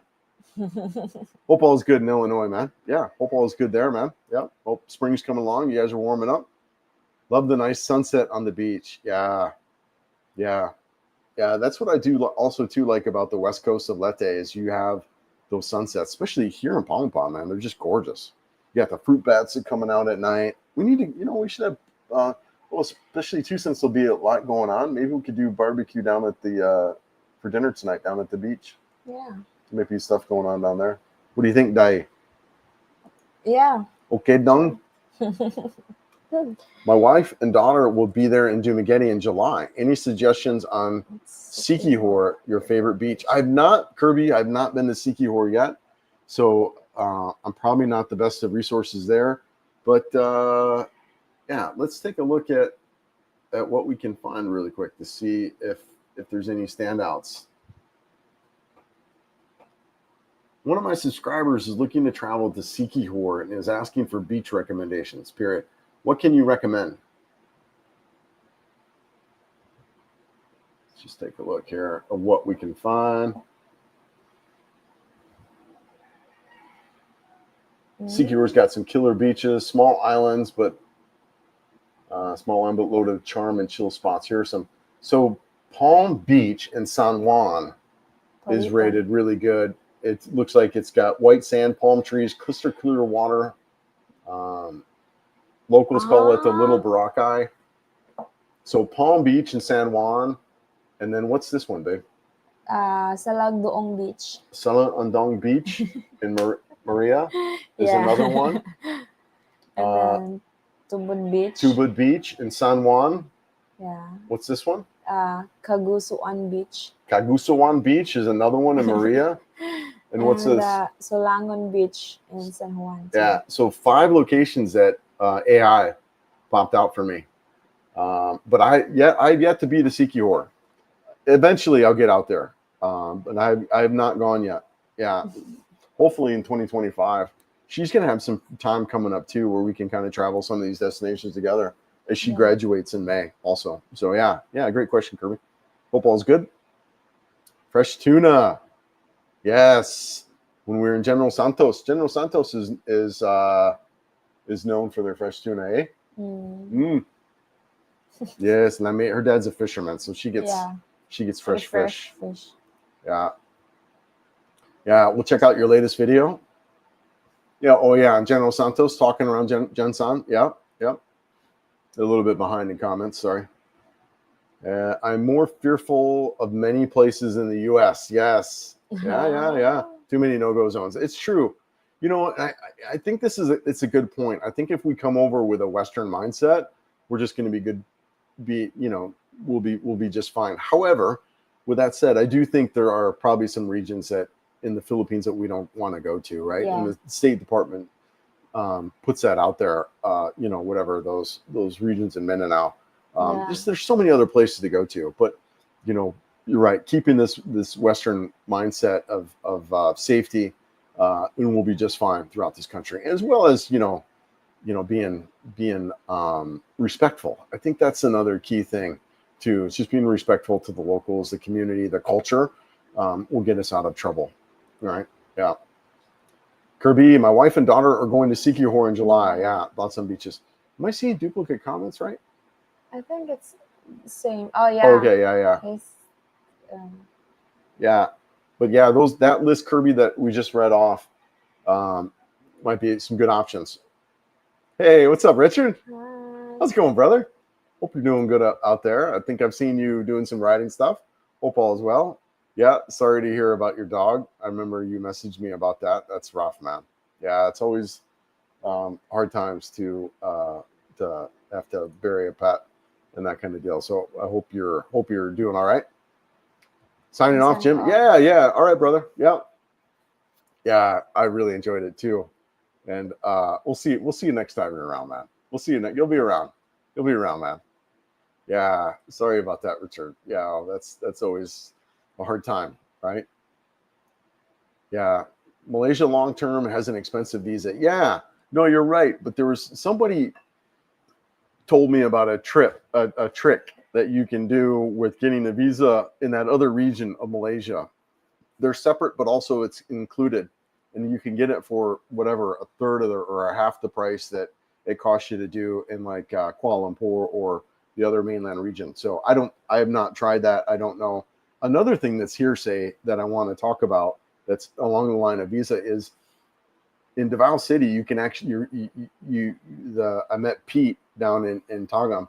You can get 6 months visa extensions there still, which I thought was really interesting. Now, again, I have not done that, but 6 months visa extensions in Davao, heck, that might be a reason just to fly to Davao City for a weekend and go get your visa, right? Yeah, pretty cool. If you're living here in the Philippines. Yeah, I'll be back, brother, and hopefully your gal will be in Mindanao. I'm heading home next week, and I'm ready. You're ready to go home? All right, man. Yeah, we'll see you soon, brother. Good riding, man. I loved it. Yeah, I'll see you around. Yeah, they raised the visa costs to half of that in the west of Malaysia. Expensive to go to Sarawak. Visa apart now. Too expensive to go. Oh, okay. They raised their visa costs to half of what West Malaysia. I got it. Maybe there was something that's being changed. Yeah. Last comment directed towards Mary Rose. Chris is a stand-up guy. Never flirted with any other girls. Yeah. Refreshing to be with a non-skirt chaser. Yeah. No worries, brother. Thank you, man. No, it was good. Same.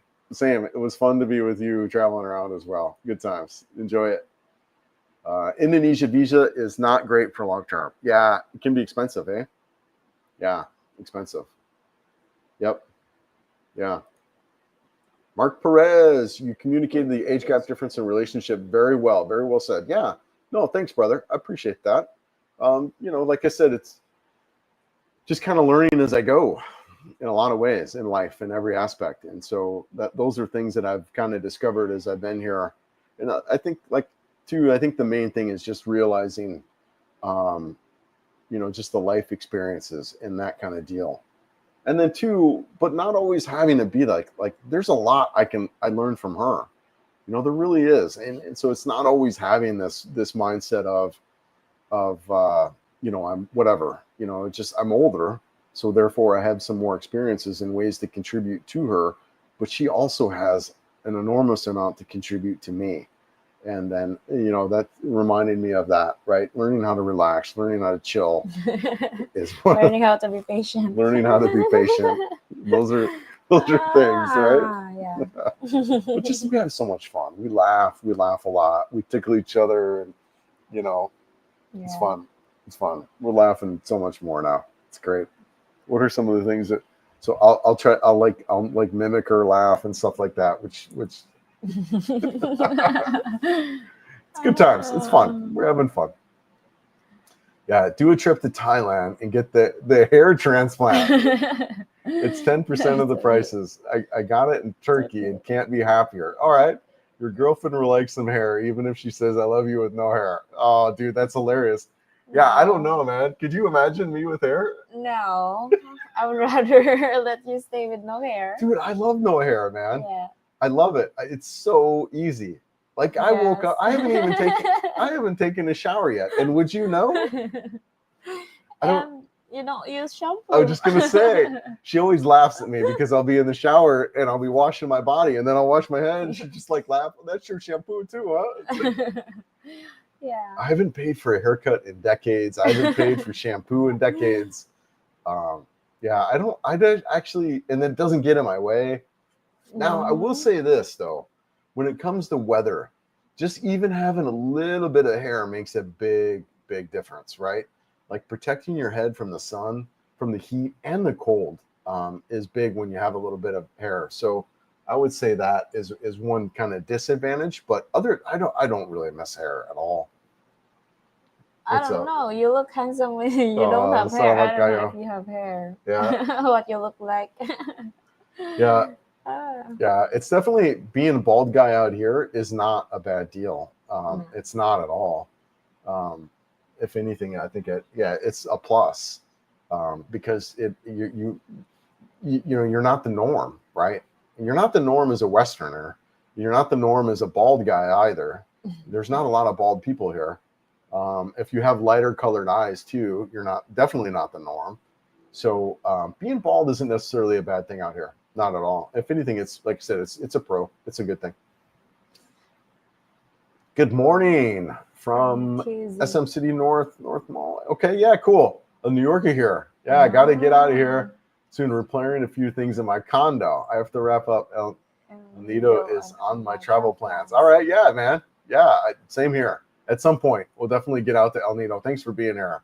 Hey, what's up, brother? How you doing, man? Don't have much time to watch right now. Yeah, no worries. Wanted to say hi. A guy at a local gym just brought his Filipino to the States. Seeing her and her mom walking on the track at the Better Life. Yeah, nice. Well, thanks for being here. Thanks for coming by and saying hey. Yep. Well, no worries. Great point. I think start with Cebu City for a couple months, then move to Davao. I prefer the city with less expats. Yeah, I mean, maybe even just start with Davao. It just kind of depends, Billy, on what you're looking to do. If you're looking to travel around or whatever, you know, I don't know, man. It just really depends. I don't think you could go wrong with either one. In hindsight, what I think I would do differently is spend just 1 year in Cebu, not two. Spend 1 year in Cebu and then get out. That would be what I would do differently if I was to do it all over again. But I'm glad I spent the year in Cebu for sure. Mark, I love Davao, Da Nang, Bangkok, Kota Kambula. Kinabalu. Yeah, interesting. Bhutan, etc. I love being in Southeast Asia. Slow travel. Yeah, very invigorating. Keeps life interesting. Yeah, great perspective, Mark. I appreciate that. I'll have to look up some of these places that you're talking about because I don't. Kota Kinabalu. You know where that's at? No. Dude, yeah, man. I appreciate it, brother. I'll have to check that out. And I'll probably be in Davao for at least 6 months, maybe a year. Really excited. Watching from Honolulu, Hawaii. Yeah, nice, man. There, my aunt lived there. Your aunt lives in Honolulu? Honolulu, Hawaii. Yeah, beautiful. Yeah. Yeah. That's cool. Yeah, thanks for being here, brother. Appreciate it, man. Mary Rose is laughing at yours. Yes, Mary Rose laughs a lot at when I speak Bisaya because I sound like a 3-year-old, right? She's like, "Do you hear that little kid speaking over there, Bisaya?" It's like, "Yeah, that's you when you speak." Oh, it's so fun. But yeah, no, it's important to say some of the local words. It really is, actually. You'd be amazed when you're out there. Just you don't have to be fluent. You really don't. Yeah. But just knowing a couple words, man, it makes a big difference as you're traveling around. But yeah, she laughs a lot. You're gonna stay in Sikihor in May? Oh, nice, dude. Nice. Are you gonna take the bike? Yeah, probably not, would you? Are you taking your bike down? Or are you just gonna you getting there another way? Yeah, dude. Yeah, interesting. You're gonna be there in May? Yeah, I'll be out of the country. Okay, yeah. Yeah, state of Sarawak is in the eastern Malaysia. Okay, yeah, okay. And has the cheapest retirement visa. So much more expensive than the Philippines. Still much more. Yeah, so that's what it was. So I am right on there. So if you go over on that eastern Malaysia, you can get a retirement visa that will be good for Malaysia. It's cheaper there, but more expensive than the Philippines. Yes, that's right. Yep, that's kind of what I'm hearing too. Thanks for confirming that. I appreciate that. All right, I'm almost caught back up on comments now. Yeah. How much you pay this college girl? I don't really. I mean, so I don't really give her like money, like a set amount. But you know, I cover all the costs that it costs to live here. So, but that includes, this is my residence too, right? So I've got to pay a place to live. So I don't really give like monthly kind of stuff like that. She tutors, but it hasn't been tutoring much lately, but she tutors a lot for some expenses. But I cover everything, like, you know, I cover all the food. I cover the cost that the apartment, the internet. The one thing that isn't like a cost that I would normally, I mean, I cover her phone, but the phone is so inexpensive, guys. It's what? A load? Yeah. How much does the phone 200 cost? pesos per month? Yeah, it's like 300 pesos, a couple dollars per month for the phone, that kind of deal. So some guys do like an allowance and things like that. We don't really do that, but no. But for food, yeah. Yeah, but so it's just so some guys have that kind of setup. I don't. So it to me, what I say is it doesn't really cost me really much more than what it would cost me for my own living, because I live here too, right? So we kind of do stuff together. But it can be, you know, you really want to be careful around that, especially if you're on a budget. You know, looking at what those costs are. Yeah, I really enjoy your passion for riding your bike and taking this along on the ride. Yeah, no, thank you. I appreciate that. I think I've got some riding stuff in that property video. We're riding actually on the ADV, doing some of that riding. But yeah, I'll be getting out and doing some more riding here soon. We're actually going to be doing some riding out, hopefully getting out here in the next couple of days out to Tacloban. So there'll be more of that coming up. So yeah, I appreciate that. I enjoy the riding stuff too. I love riding around this country. Absolutely love it. It's been a good time. Another good live update. Yeah, man. Good seeing Mary Rose. Happy she's healthier and doing good. I got it. Yep. Yeah, no worries, man. Yeah, no worries, brother. Yeah. Bald is best. Yes.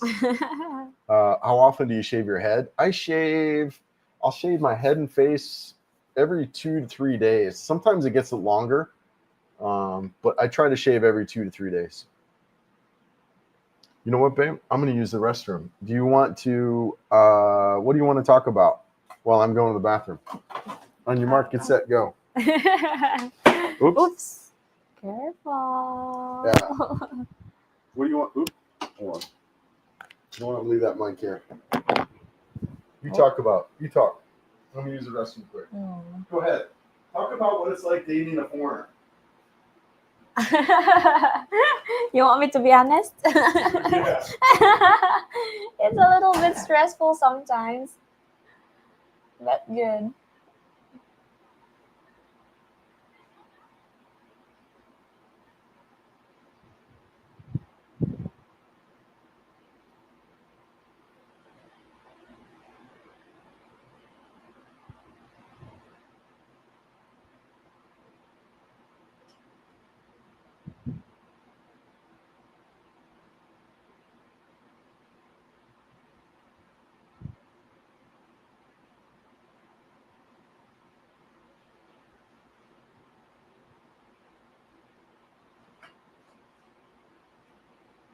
You die?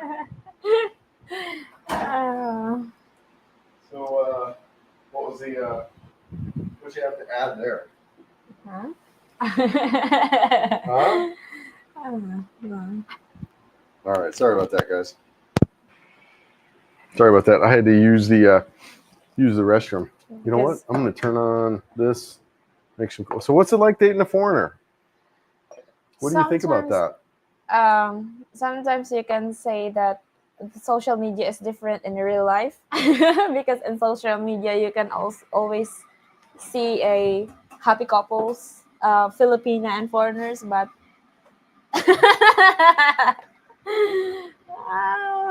but sometimes it's a little bit challenging. Yeah. Yeah, but I've learned a lot, and I'm also have the more way to understand you more. Yes. And then more like patient to you, because sometimes you get stressed with the little things, because of your, you know.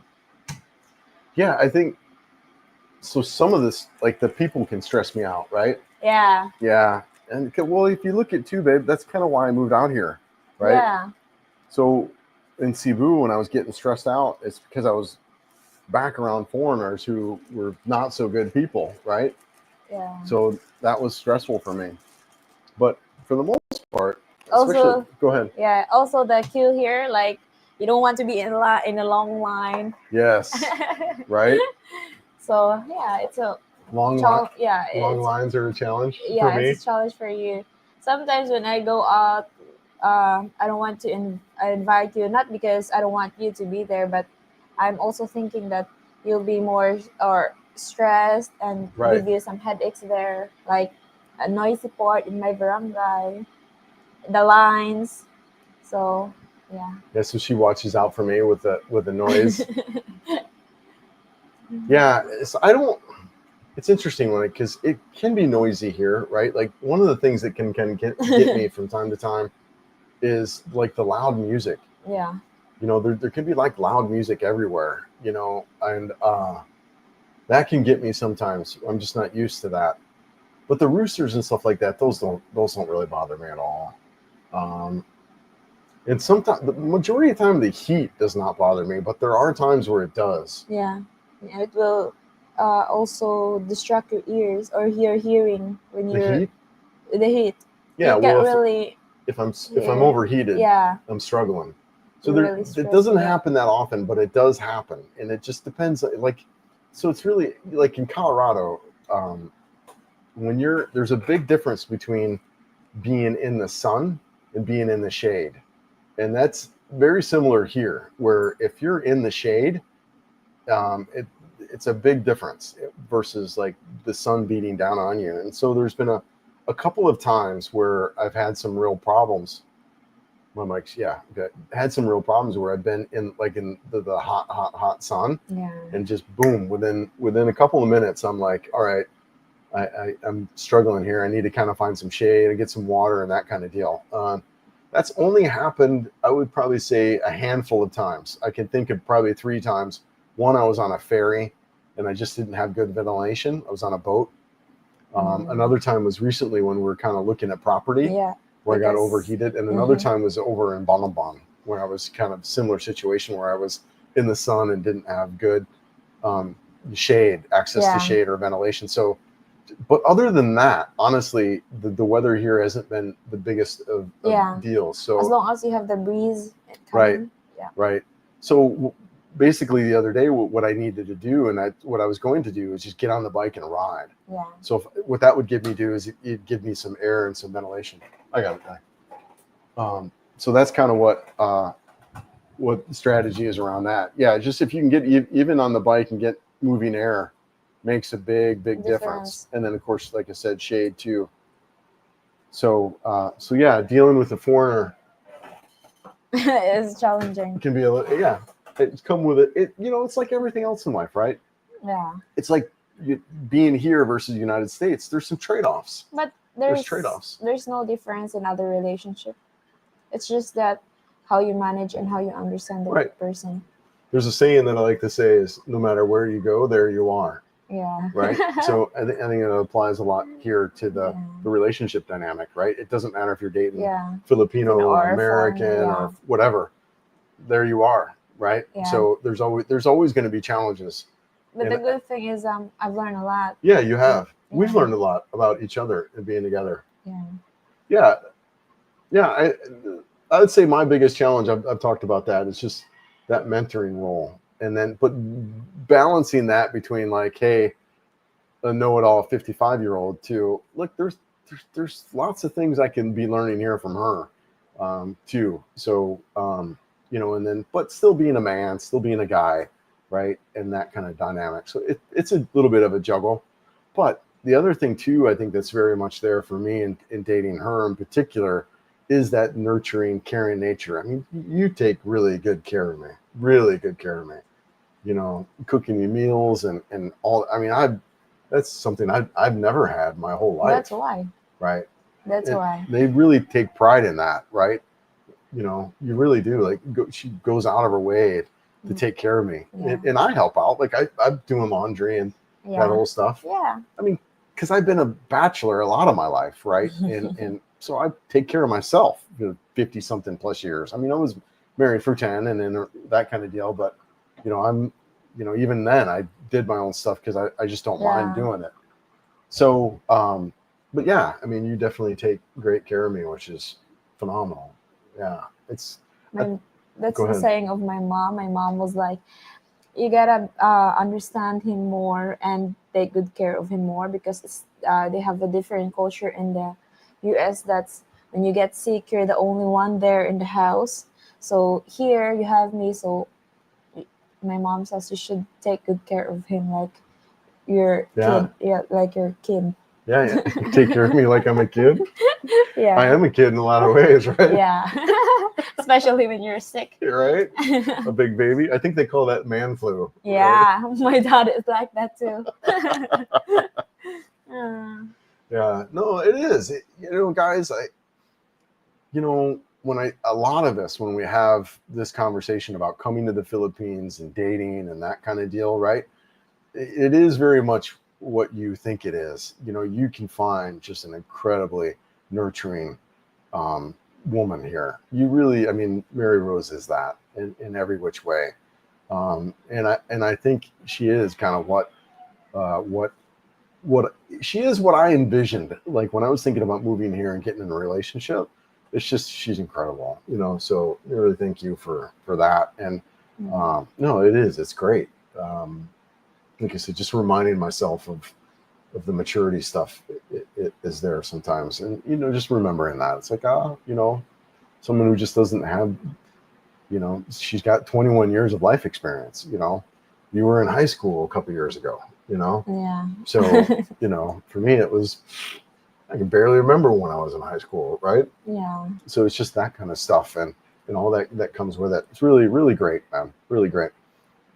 I like my hair for my age. You have great hair, Richard. Did you have you met Richard? No. Yeah, I don't think you met, right? Good guy. He's out of Manila. He's a big rider. He rides the NX 500. Yeah. So it's a street bike. Yeah, man. Oh, yeah, you do have good hair. Jay Tyson. So who won the Bruce Willis lookalike contest between you and that Canadian, right? What a character he was, man. Holy crap. He was a good character.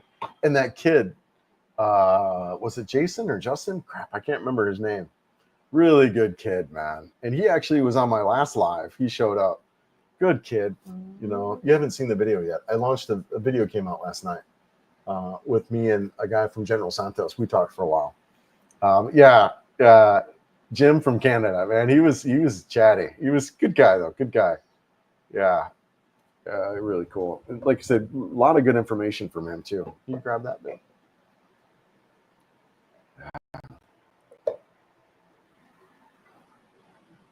I also have no hair problems. Yeah.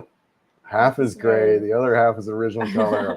Still a jungle on top of my head. Shampoo costs are killing me. Yeah, I can't wait to meet you too, brother. We'll make our way up that way at some point, especially when Mary Rose gets a little more comfortable on the bike. Maybe even just take 2 bikes up and ride up through there. So yeah, good for you, man. Steve, where was your departure point from Mindanao? Okay, let's see here. I think I understand what you're asking. So I rode when I was down here, and I think I talked about that a little bit, but I came down here from San Ricardo Port, and you kind of see it in this dotted line here, from San Ricardo Port down to Leyte Port, which is basically Surigao City. Am I saying that right? Surigao? Yeah. So Surigao City, so basically there to there. You can also do, I think there's one in Liloan you can take. So just a little bit longer. And honestly, this ride through here is just gorgeous. So I was like, yeah, I'm just going to ride it. But that was my entry into Mindanao. Now, back in November when I did that trip, my entry was from Dumaguete to Dipolog. Actually, it was Dapitan. Yeah, Dapitan. So that was when I came that way. So that's kind of, most of us will come in that way. Either we'll come in through this point or we'll come in through this point, depending on where we're at. There also is another, you can get in from CDO, from Cebu to CDO, there's stuff. And actually, Butuan also has some ferry options. So you'd come in through the Polug, and there's probably there's so many. That's one of the challenges, honestly, of the ferries is you can get in from everywhere.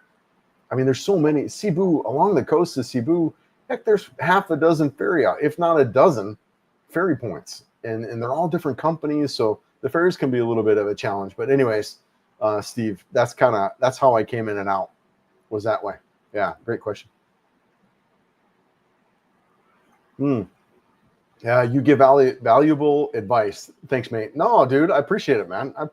Look, it's just my opinion, my experiences, stuff like that. So happy to share and help out however I can. So no problem, brother. Hey, Chris, do you see yourself going back to the U.S.? So I'm going back temporarily to visit family. So in that way, yes. But, you know, honestly, as I'm coordinating this trip back to the United States, I was talking to my sister who lives in New York. And, you know, and I kind of got in that 20-minute conversation as we were coordinating stuff, right, with my trip back to the United States. She was telling me about stuff that's going on, and that, you know, there's concern of not having power because of the tariffs, and, you know, Canada shutting off power to the United States, and just all the drama that's going on in the United States. You know, I caught in that 20-minute call, I caught so much of it. As far as living there, no way, man, no way would I want to be living in the United States anymore. I just can't do it anymore. I you know, I have so much freedom now. You know, I wake up in the morning and I do what I want to do. I can go for a ride. You know, I can, you know, go and talk, like we're going to go to Tacloban City. I could stay there 2 nights. I could stay there 2 years. It, you know, it doesn't matter, you know, and I don't have that life in the United States. Not only that, Jojo, I'm surrounded by people who are friendly. They're happy. You know, they don't have half the stuff that we have, but they're, you know, 10 times happier than we ever were in the United States, at least for me. They just have a different life here. And, you know, we're just around friendly, happy people. And I mean, it's incredible who we get to be here. So yeah, I mean, I'll come back to visit, but I don't think my living days in the United States, they're over. I plan on living the rest of my years outside of the United States. Now, whether that be in the Philippines or Southeast Asia or other parts of the world, who knows? You know, but for me right now, I don't have any indicators that would take me out of the Philippines long term. I potentially will buy a home out here, or buy land and build a home out here. That's kind of the plan. So yeah, I love it, man. I really do. I'm a fan of who I get to be out here and how I get to live out here, which is, you know, so different than what my life was in the United States. So yeah, flying to Dumaguete and taking the ferry over. Yeah. All right. That's cool, man. Yeah, that's cool. Yeah, it sounds like a good time. Is this your first time out here, or first time out to Siquijor? Have you been to Siquijor? No. Yeah, I want to go. I want to check it out sometime for sure. I'd love to get out. Yeah. I think that's right on, Billy. And if I was to do it all over again, I would do that. I would spend I would spend 1 year in Cebu and another year, and then I would move. So yeah, you're right. Do you know any expats living off of Bintayan Island off the coast of Cebu? Seem like a decent alternative to Panglao Bohol. Do I know any expats living in Bintayan Island? I don't know if this guy moved there or not, but there was a guy I met early on. I can't remember his name. He was talking about moving out to Bintayan Island. Is Ricky? Yeah, Ricky and Vince, and they were talking about moving out to Bintayan Island. I don't know if those guys are out there or not. Bintayan Island's great. It's gorgeous, beautiful. We were out there, right? Yeah. Beautiful beaches. Touristy to a little bit. The city Bintayan is nice. Santa Fe, right? Santa Fe is where you kind of stay for the really nice beach resorts. Yeah, I mean, it's great. You know, I don't know if I could be a year out there. I could be a year out there for sure. Gorgeous. it's just for like I like to ride my motorcycle, and so being on a small island, being on a small island like that, I would think I would run out of real estate pretty quickly. But I liked it. I don't necessarily know anyone who's living out there. Mary Rose has a cousin out there, right? Yeah. Yeah. I met that cousin. Yeah. When we were out there. Yeah, in Santa Yeah. Fe. So nice. There's a guy that used to come on the channel quite a bit. He owns a Mexican restaurant out there. It'd be cool. Yeah, I mean, I could live out there. Bintan Island too, I think, is one of those destinations where it would be an easier place to be as a new foreigner, because they do have a lot of restaurants. They have that kind of deal. I do think if you were looking for that island experience, kind of that remote island experience that would also be easy, I think Bintan Island would be it, honestly. I think that would be it. That would be a good choice. Another one in that it would be Camotes, but Camotes is a lot more primitive than Bintan. But Camotes would require you to have transportation. Yeah. They almost both might require you to have transportation, but maybe not. You could live in Santa Fe and get around. Yeah, they both might require you to have transportation, honestly. Like a scooter. But Bintan would be an easy kind of first, like really like Gilligan's Island to live on. Like if you really wanted to move to the Philippines and be on like Gilligan's Island and have some really cool beaches and crap like that, Bintan Island might be one of those easy places to be at, because it is touristy, but not like Boracay or Boracay, however the hell you pronounce it. How do you pronounce that? You're right. Boracay. Boracay? Yeah. What's up, Danny? How's it going, brother? Hope you're good. Yeah, I hope you're good, man. Nice running into you when you were out here in Cebu. Hope you're good. Hope you're traveling around. Is going well. I don't remember. Are you back in the States, or where are you at, man? I'm seeing some random stuff from you here and there. Hope you're good. Mr. Ray, caught you live. Yes, hey, thanks, Mr. Ray. Thanks for being here. Hope is good with you as well. 17,000 subscribers. Hit the like button, everybody. Yes, hit that. Smash that like. Yeah, no, it's so fun. Thanks, Jim. I appreciate it, man. Appreciate you, man. Appreciate your comments, and you know, I really do. I appreciate all you guys. That has been great in a lot of ways. Just connecting with people, chatting with people, you know, is it can be a pretty isolating experience kind of moving out here. This YouTube channel has brought me, you know, a lot of friends and connections in that way. So I really do appreciate all you guys who are, you know, really participating in this channel for a very long time. So thank you so much. Yeah. Why is Chris like a little child? Why is Chris like, I know, right? I'm 55 going on maybe 13 or 14. Wow. It's flashing, eh? Mm. Oh, that's giving me a little bit of a headache. You too? Yeah. Let's see here. Yeah. All right. We're going to have to kill that light. Sorry. Phew. Yeah. That was giving me a little bit of a weird eye deal. Me too. I was catching that. Honestly, I was catching that now for the past 30 minutes or so. Yeah. All right. Hope that's okay without the light. It's probably actually better in some ways, eh? Yeah, I don't know. Yeah, but I'm probably, like I said, 13. I see you guys got the apartment finished. Looks great. Yeah, no, it's okay. There are some things, Mr. Ray, that I would do if I was living out here more long term. I think I shared a little bit about this earlier, where I would do a solar generator. A lot of cool things regarding solar generation technology. I would get that. What else would we do out here, Di? What else? Oh, we'd definitely improve the bathroom. Yeah. Although the bucket heater has been a nice addition. Yeah. So a pro tip, if you guys are showering by bucket, like that water temperature can be pretty cool. So a couple things around that. If you shower more later on in the day, like around the mid-afternoon, where the sun heats up that water, it could be a lot warmer for you. But you can also get a bucket heater, which is just a coil, and then you put that inside the bucket, and that'll heat it up quite a bit too. So we recently got one of those. So the bucket makes a big difference. So yeah, so we would upgrade the bathroom, I think, a little bit if we'd stay here long term. I'd like the bidet and stuff like that.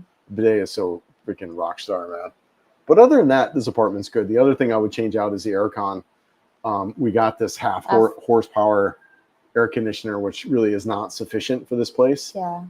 Having a more energy efficient The split inverters, type. inverter type Yeah. air conditioning is key for the Philippines, where you can honestly, and a lot of those really good air conditionings like that, you can just put it on dehumidify, and then it pulls out all the humidity out of the air, and that makes a big difference. You can still have, like, you know, like right now we're at 79 degrees inside, but the humidity is only 50%, and it feels so much cooler in here, just even at almost 80 degrees. But pulling out the humidity makes a big difference. But those would be some things I would do if I was living here long term. Cebu Pacific canceled my flight before my trip. Oh my gosh, I'm getting out of stock. Survived before I even landed.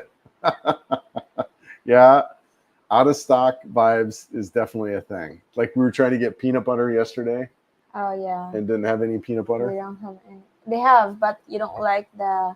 Yeah, they have creamy. Yeah, creamy. You like the crunchy. I'm a crunchy guy. Yes. You know what? Let's. You need to plug anything in here? I think we're good. Yeah, I think we're good. Let's plug in that. All right. Yeah, I'm hoping all my flights. This will be the first time I've flown out of country since I've been here, so hope that goes well. My issue with Davao is the earthquake. Yes, the earthquakes. Condos there have cracks. Wouldn't trust them with my life. Yeah, no, you're right. And it is a factor there in Davao, the earthquakes. And one of the things I would look at is, like here, we're just 2 stories. I wouldn't want to be in a high-rise condo in Davao because of that. Yeah, no, thank you. And they get a lot of them there. You get a lot of earthquakes in the Philippines. I mean, I don't know if you guys are familiar with this. I'm glad we kind of talked about this, but there's a website out here that you guys should be familiar with. Phil Volk's really cool site. Let's see. Yeah, I'm definitely sharing that. Good. And a lot of great information on things that are going on. But check out this earthquakes. Guys, look at this. So here's March 22nd, which is today, right? As of 8:44. Look at all these earthquakes. Look at them all. From Davao. Yeah, but still, look at them all. Yeah, there's like whatever 20 of them. Yeah, it's just today. Yeah, and today. Look at all those. Wow. And some of those are near here. So like here's one in southern Leyte. We felt them here too. There was one that we felt. It was funny. Whatever that was. Mary Rose is on the couch and I'm standing up because you feel that and what are you? And as soon as the words came out of my mouth, the ground starts rumbling. So yeah. So and here's today. So here's yesterday, March 21st. But look at them all. Look at all them damn earthquakes. Look at all that. I mean, that's whatever 30 or so earthquakes. And granted, now this is all throughout the Philippines, right? But yeah, there's quite a few in Davao, but they're everywhere. And now a lot of these are mild, right? Here's the Richter scale. I think this column. Right, we scroll up. Yeah, magnitude. So most of them are pretty mild, right? 2, 1, that kind of deal. 3.8. Yeah. So yeah, most of these are pretty mild like that, where you may or may not feel them. Although the one that we had here was in the 3 point, and I did feel that. Yeah. So, but quite a few. Whatever. It's the Ring of Fire. So yeah, definitely check out this website if you guys aren't familiar with it. Phil Volks for information regarding what's going on here and that kind of stuff. But lots of them, and Davao gets a lot more than here. Yeah, long lines are also not my cup of tea. Yep. Yeah, but the line which I can stomach now got much longer throughout the years. Yeah, my patience dude. I guys, you've seen the video on that where it was 5 hours in line for my license plate. Oh yeah. So I have that ability. I do. But again, it's bringing that mindset. And then catching myself, if I'm like, all right, yeah, this is what's going on. So, that's kind of how I tell myself, it's all right, here we are. So what's the best way to handle this situation? So I just have to shift my mindset when I'm there. So what you're saying is I need to bring my baseball cap. Yeah, but you bring up a good point. What's the saying? There's no such thing as bad weather, but bad gear, coming from Colorado. And I think that really does apply here also, is that the type of clothing that you wear makes a big, big difference, and being prepared for that. One of the things in my riding gear that I have now that I didn't have initially is a sun coat. So it covers all the way up to my arms and keeps the sun off me. It actually reflects the sun. And then also long pants that are also sun gear. So that is really key, in particular when riding, is having sun reflectant gear on you. And then just being out in general, having nice, she always comments too on my clothes. She loves how quick my clothes dry. Yeah. So quick drying clothes is super key. Cotton stuff doesn't really do really good here. Good. Yeah. So having quick drying, and you can get a lot of that stuff on Amazon. In my video descriptions, I got links to stuff in there, but you can also shop at a store. Yeah, Uniqlo. And then in particular, there's some brands in there that you look at that are quick drying and that. So keep an eye out for that. Hey man, yeah, cool facts. I love Davao, Da Nang. Yep. Southeast Asia solo travel, very interesting. Dating is very interesting with full of options. Yes. Yep. Yeah, and it's really different too, depending on where you're at. So yeah. Yep.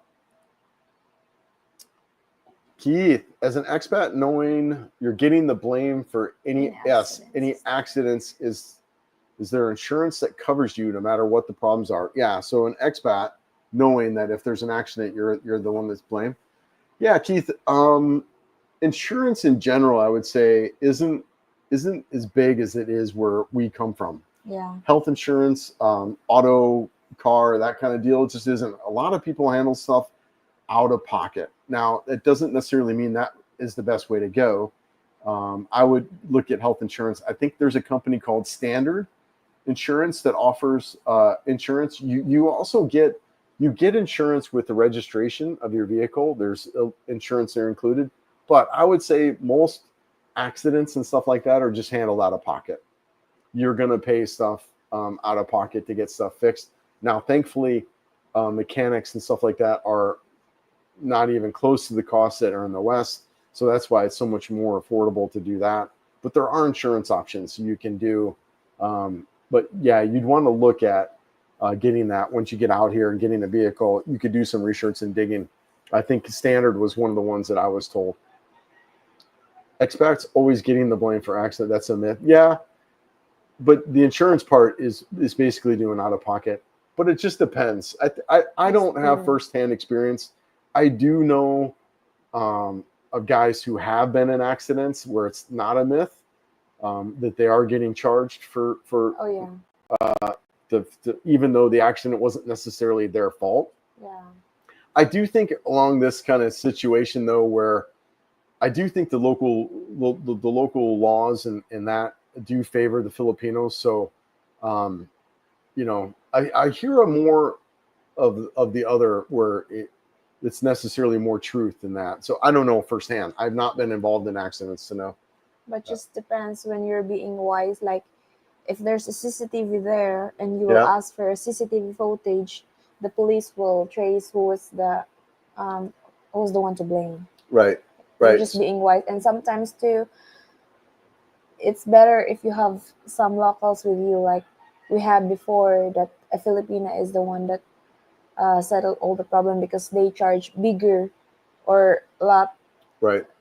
And then they're going to charge more if it's a foreigner. Right. Yeah. So having a local, and then I think along those lines too, another way to protect yourself is having some type of recording system. Yeah. Having if you're in a car, you'll notice a lot of cars here have dash cams, front, rear, 360 cameras, and have that be a recording, as well as on the motorcycle. Yes. Having that be a recording. I need to install the memory card on mine, so mine's recording. But I think that's also very important. Even in the United States, man, as a motorcyclist, having those recordings is so key. I wish I had. That would be a big change for me in my accident if I had recordings of it, honestly. So yeah, I mean, even in the United States, getting blamed is so hard. I think having a good recording system is key no matter where you're at. West meets East. Hello, yes, hello. How are you? Getting gutom? Gutom na ka? No? You. Oh. Getting hungry. Have a great day. Yes, heading out for a swim. Nice, Mitch. Yeah, enjoy your swim. Leonard. Hey, Chris. Do you both hang out with their family? Yeah. Yeah. No, they'll come over here quite a bit and hang out. The family was just here a little bit ago, a couple days ago. Yeah. And I'll go over there. It's a little, like she was saying too, sometimes we're a little more careful in me going over there just because of the heat. Yeah, the heat and the noise too. Right? Because we don't have aircon in our house. Right. Right. So I do go over there for sure. I've been over there, and and then also too, like we were saying too, it's a little bit hard to get there, with the roads and stuff. It's not paved, and it's a journey to get there. But yes, we definitely hang out for sure with the family. I might go to Cebu on my way back from Siquijor. Yeah, to go to the Mayan Mexican restaurant. It's so good. Yeah, that is really good. Really good Mexican food. Really good Mexican food. Yeah, I'm a fan. We ate there the other night, so I had to prepare Mary Rose for the Mayan restaurant because we were there the time before and we didn't go. So because of rice. So I told her, I said, all right, girl, get your rice in for breakfast, get your rice in for lunch, because for dinner, there ain't no rice.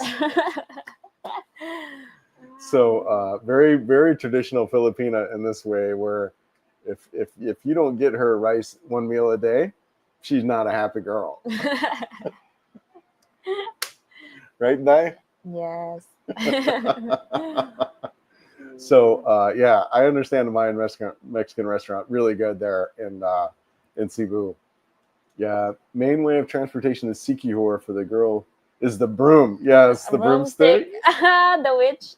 The wak wak. The wak wak is different because the wak wak is half, but the broomstick is a witch because they ride with the broomstick. Right. It's just a saying, but I don't know if it's true. Yeah. Yeah, lots of voodoo there in Yeah. Cebu or Siquijor.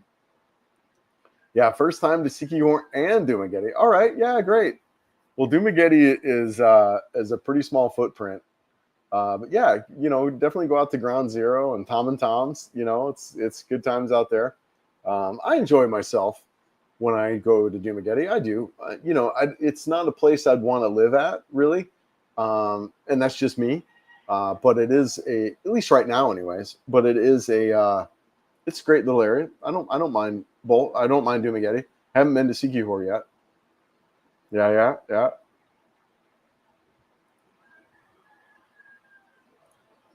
Yeah, so cool. I'm getting ready to experience that bucket when I go to Bogo City in 9 days. Well, as a foreigner, it's really not too bad. It's cool. And admittedly, I've adjusted quite a bit to the temperatures here. So I'm a little bit nervous about going back to Colorado in May, as well as going to Japan in a couple weeks here. I was looking at the temperature, and it looks like it's in the upper 60s this time of year. So that'll be cold for me. I haven't been in 60-degree weather in going on 3 years. So yeah, that'll be Bugnao Kayo.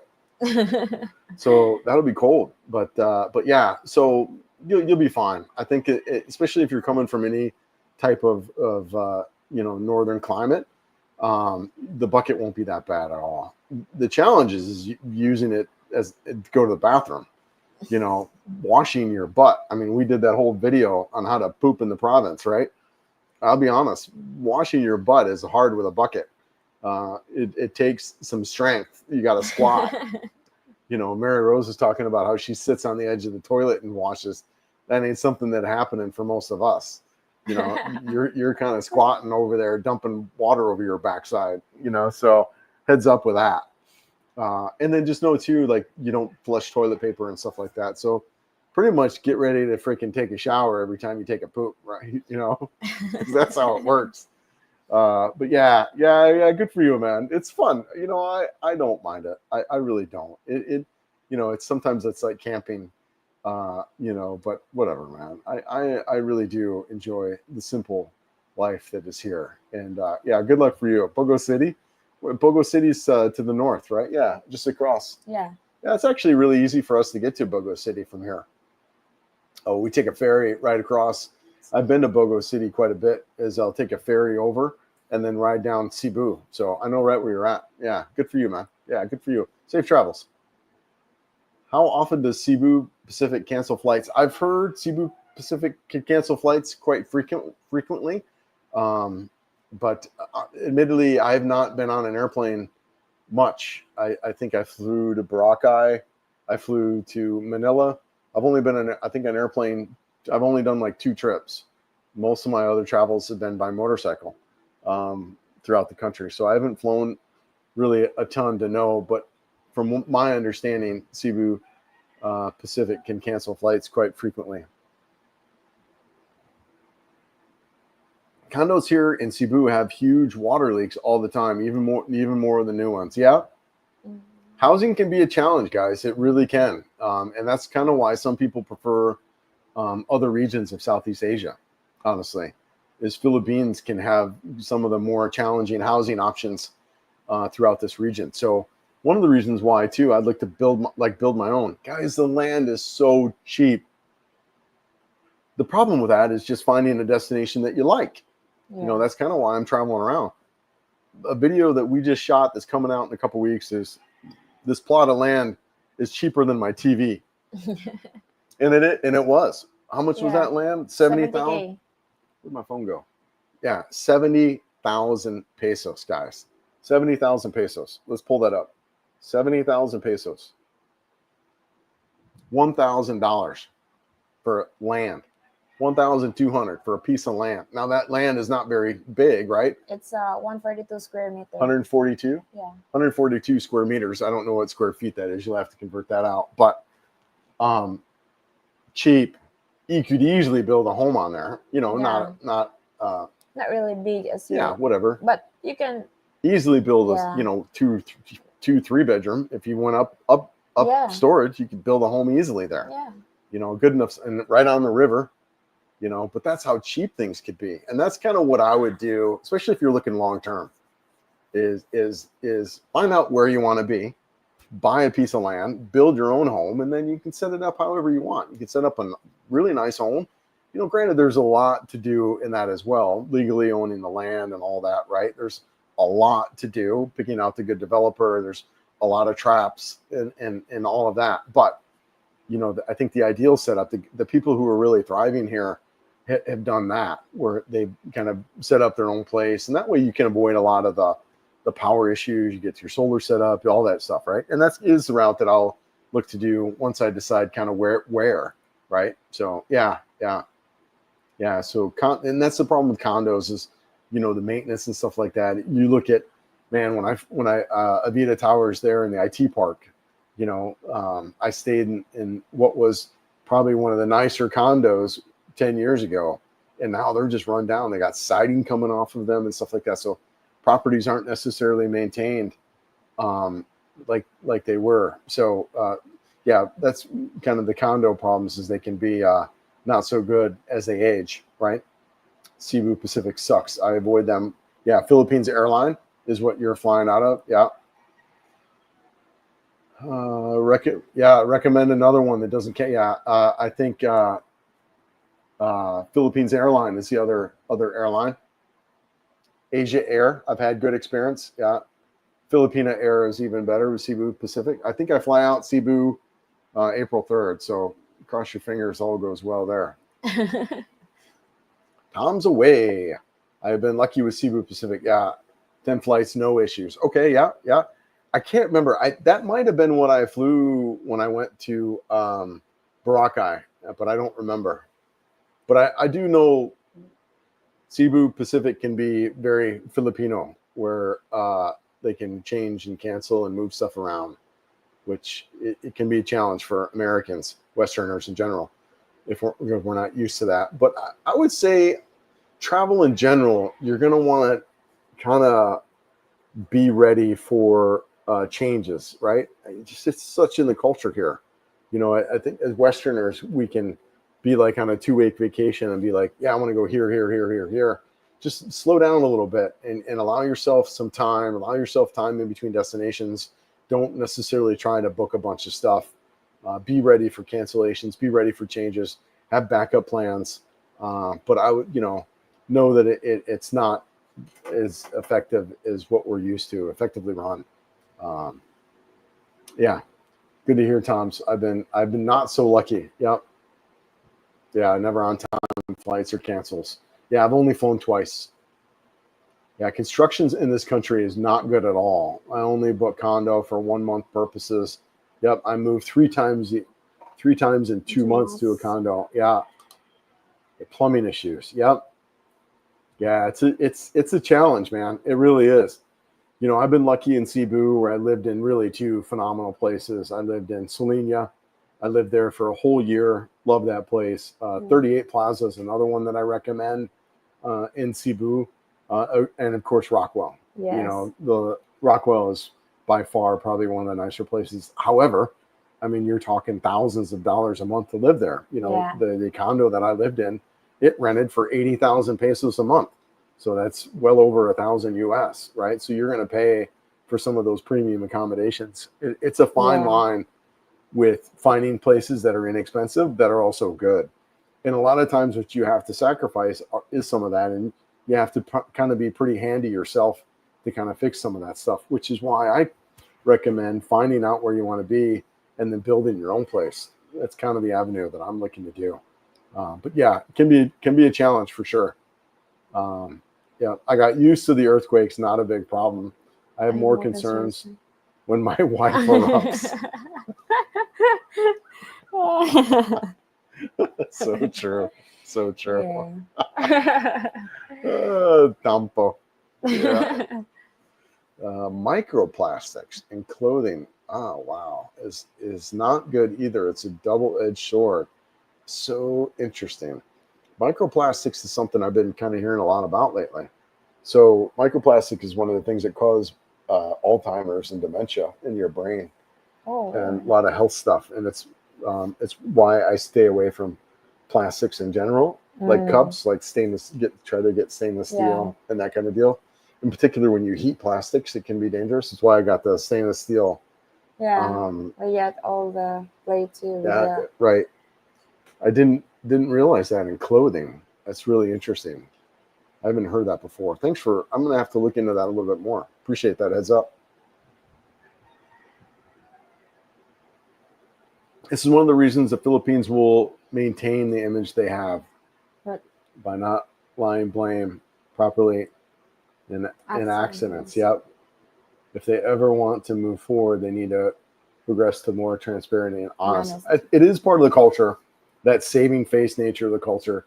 I think it is probably one of the cons that we have to just, be okay with living here, and for me, it hasn't been that big of a deal. Where it really showed its face is when the breakup with Joe, that's where it showed the face, that saving face culture. Here you got someone who is being incredibly inappropriate in a relationship, running off with other guys and that nature, and then blaming me. That's where that kind of showed its ugly face. But for the most part, honestly, it hasn't been an issue. But it's just something you accept and move on and kind of deal with. But yeah, no, I understand. I just accept a lot of it. Like the accident thing, it's like, granted, I haven't been involved in one yet. So, maybe I'll have a different opinion once some of that stuff happens, but there are some trade-offs. For sure. Yep. No question. Quick question. 6-7. How big a problem is this type to be? How big of a problem is this likely to be? What does that mean? I don't know. 67235.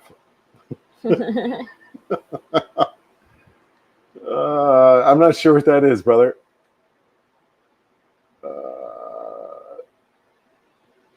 What does that mean? I'm not tracking, brother. Sorry. Yeah. Oh my God. Yes. Thank you for the video of washing the bum. Yeah. Mary Rose, I know, right? She's the one that had to do all the work. Yeah. After that, Chris, avoid my left hand. Nah. And people make a big deal of it, but it's no different than taking a shower and washing your butt. You know, Yeah. I mean, it really isn't. You rinse with a bucket and then you wash with a, you know, and it's just, it's really not that. But yeah, that was really interesting to see that video and all the comments on that. Yeah, and bring wet wipes. Yeah. Wet wipes are big. We carry them, Yeah. and you really want to carry them around Yes. when you're traveling around, because a lot of bathrooms will not have tissue. Yeah.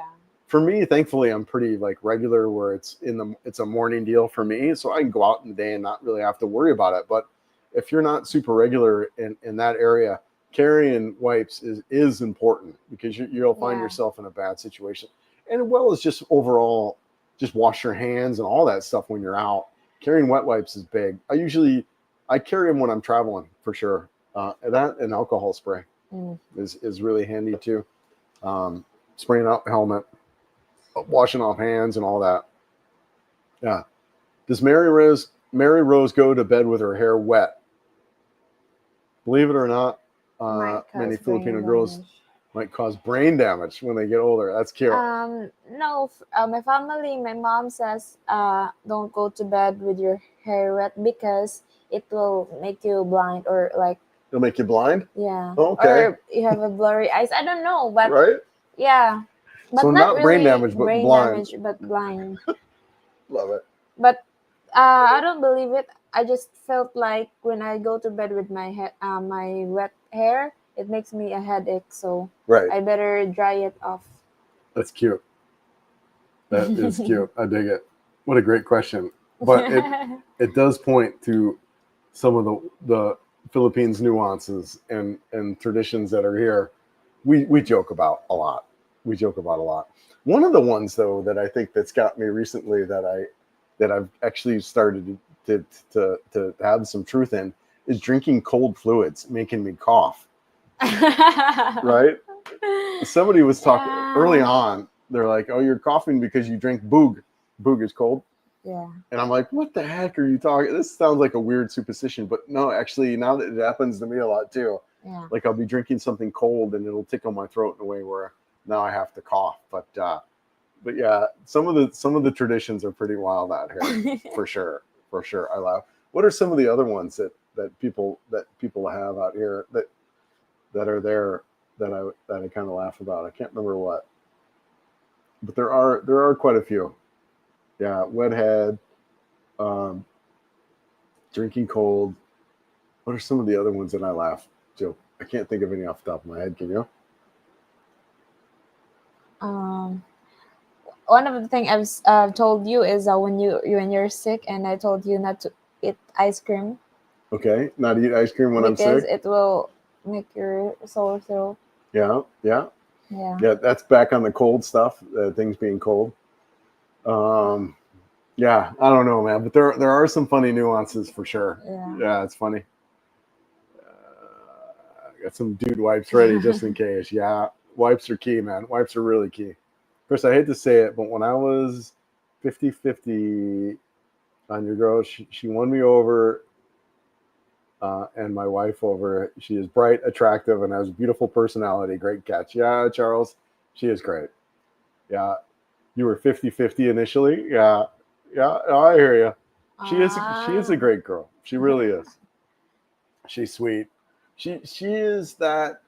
I say she's that Filipino, like a lot of us, that when we think of that type of relationship, like what we want, she is it, man. She's just a great girl, nurturing girl, good family, really innocent, really sharp, good in English. She's a lot of those things that we all want. No, she's a great girl. She is. She's takes great care of me and is really understanding and patient. And granted, we have our challenges, right? Like I'll annoy the crap out of her, that kind of deal. But yeah, no, she's a great girl, Charles. Appreciate it, man. Yeah, won you and your wife over. Yeah, thank you. Yeah, no, she is. She's a good girl. Yeah, good times.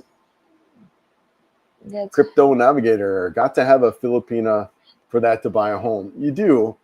But there's a lot of strategies. So first of all, in that area, you definitely want to hire professional legal advice. Yeah. No question. And I will if and when I go that route.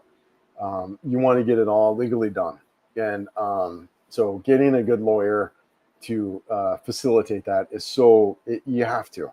Otherwise, you get yourself in problems like you hear about and see about, where you don't have a clean title and or you find yourself on land, out of money. So you got to have expert legal advice and probably multiple legal advisors in that area. You got to go with a known builder, all that, and it's just so key. You really have to do your homework.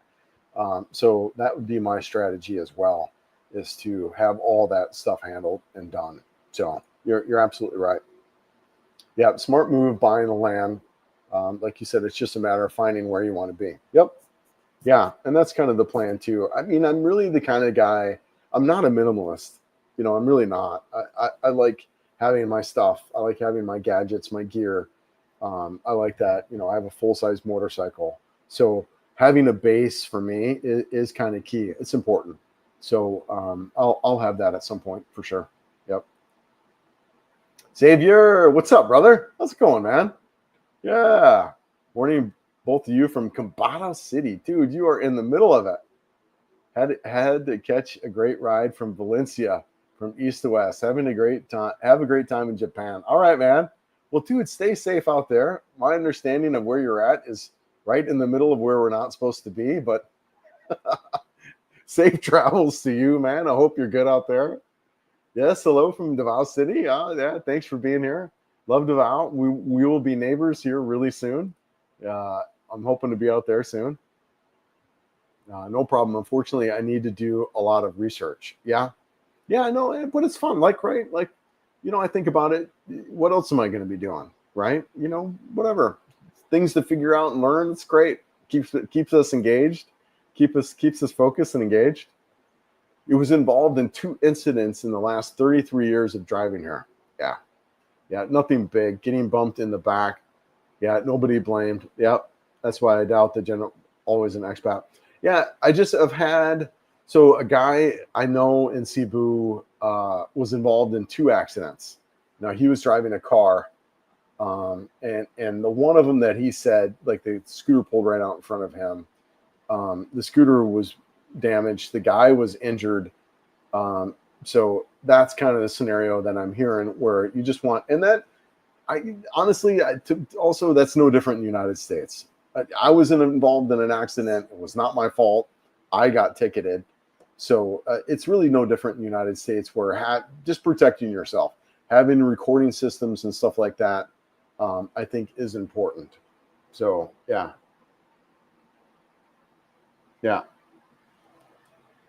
So that's what I would say on that. I don't think it's any different than the United States. Just having recording devices is a great workaround with that. And just be prepared. Be prepared for a cash settlement, especially if you're not having insurance. That's what I would say around that is. And then 2, and I think Jim points to this in the video I just point out, is not really trying to fight it. Just be more like, all right, this is how it is. And I would say that's kind of the mindset in general being out here. Bahala na si Batman. This is how it is, right? And just kind of going more with the flow is in general out here. It seems like all the water comes in some sort of plastic container in the Philippines. Yeah. You have the plastic water jugs and stuff like that. We have our plastic water containers. You're right. So again, basically on the microplastics that he's talking about, you got to be careful with plastics, and especially in particular when you heat plastics up. A lot of that stuff can get inside your body and cause problems. I never get on the motorbike without paper towel and wet wipes. Yeah. That's another thing I carry with me, are towels, stuff like that when I'm riding. Wipe stuff down. Matt, hello guys, joining late. Happy to see you two both spending some time together. You really seem like happy around each other. It just seems to be a good fit. Yeah, no, we have a good time. We laugh a lot. We joke and tickle and make fun and play, right? Right, Dai? Yes. Yes. Yeah, we have fun. It's fun. No, it is. And, you know, we help each other out. Yeah, we really do. You know, and it's a relationship, right? Like it's Yeah. not It's not a relationship when you just do it alone. right, right, and it's got its challenges, whatever. But you know, but we both have similar commitments to happiness. I feel like we both have like it's what we want in our lives. So we both prioritize that. I would say, right, right, Yeah. Di? We both love to laugh and joke. Yes. We both 6'7" 325 pounds. Getting around taxis and trucks, doors is going to be a problem. Dude, it is. I'm 500. I'm 5'10", 220 pounds, and I have problems, especially being older because you're not as flexible, right? Yeah, brother, you're gonna have some challenges with clothes. You know, just not impossible. Amazon will be your best friend regarding getting clothes. So here's what I would do around that, and this applies to a lot of us too. Figure out your Amazon orders before you come out here. Like for example, my slippers, my flip flops, right? I know what slippers I like, so I just repeat the same order anytime my flip flop just broke. So that's what I would do: is get your clothing set up before you come out here, especially with you and anyone like you. You know, get your shirts, get your underwear, get your socks, get your shoes, all that stuff that you like to get. Figure that out now, because when you move here, you can just repeat that order, and that way you know you're getting stuff that fits and works. Get heat gear, get stuff that does that, and so that's what my coaching to you, Keith. Yeah. That's what he's talking about earlier, the 67325. Right. Right. Oh, I got you. All right. Nah. Yeah. Okay. Yeah. That's way up. Yeah. Quick question. 6'7". Yeah. I gotcha. All right. I'm with you now, brother. My bad. Yeah. Yeah. So yeah, you will have some challenges around that in everyday life for sure. No fitting in trikes. And like I said, the clothing for you is just, but you could solve that, right? Like what I was telling you, get your Amazon orders nailed down before you come out here, and then you just do the repeat orders of your clothes. Yeah, socks and Vic.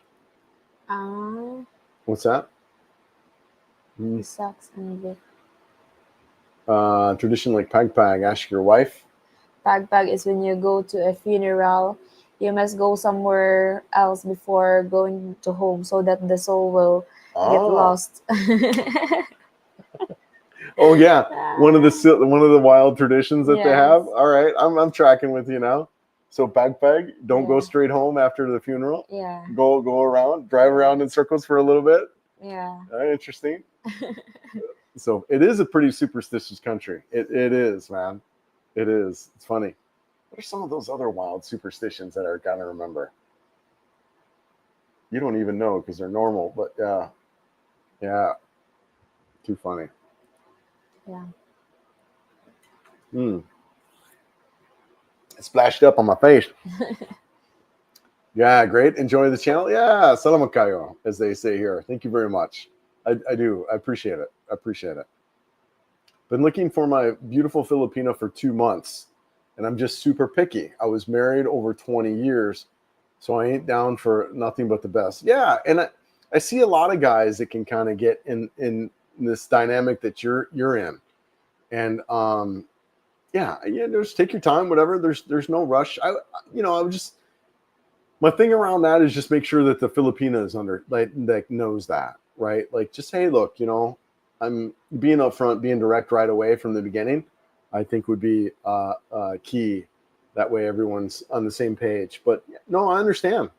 And some people can have difficulty choosing or difficulty settling in that. And I think some people too, back to the saying, no matter where you go, there you are, right? So like if you're in the United States, you're over 50, you've never been married, likely that there's stuff in play that's going to keep you here in the Philippines single and never married, right? So just because you move here doesn't necessarily change that dynamic of you because no matter where you go, there you are. So, I just say to that, right? Like, the Filipinos might not have nothing to do with the fact that you just like being by yourself, and being here to kind of solve that doesn't necessarily do anything different, right?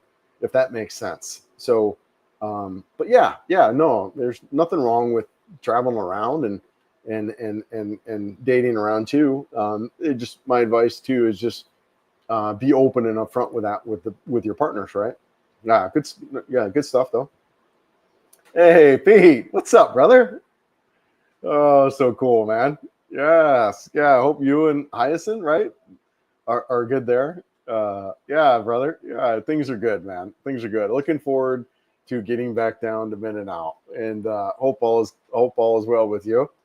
Don't drink out a small plastic. Yeah, don't drink out of small plastic water bottles. If you can afford reverse osmosis water, it's going to be your safest bet. Yeah, so small plastic water bottles are everywhere here. Yeah, but there's a label there. If you can see, BP. there's a label there that it's a single use, so you can drink it but not use it for Yeah. So you may just put it trash. But it has a level like color green, blue, or some of that it has an expiration. Okay. So you must also know that because it's discussed in our subject too in engineering. Okay. You must take a look with that too. Yeah, Thousand Rebels plastics. They contain softeners to prevent plastics becoming brittle and break. These softeners sip out into the food and drink, etc. They work like estrogens with elevated risk of cancer, right?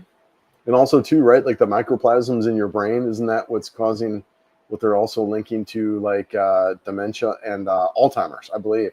I don't know, but some of that stuff, yep, makes sense. Filipinos only watch scary movies during the day. I think that's true. Huh? I don't know. You watch them anytime, all the time? Yeah, I watched it last time Yeah. at night, Yeah. but you didn't. Yeah.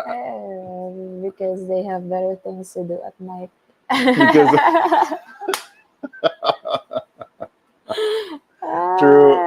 true diet. I don't know. You call it family planting. Yes, it's called family planting. Too funny. Too funny diet.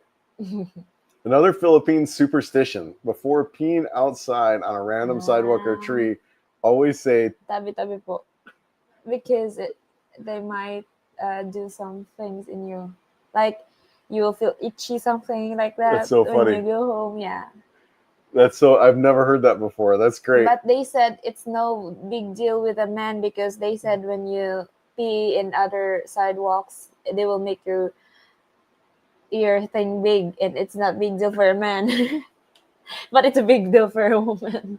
So when I'm peeing outside, I need to say tabi-tabi po?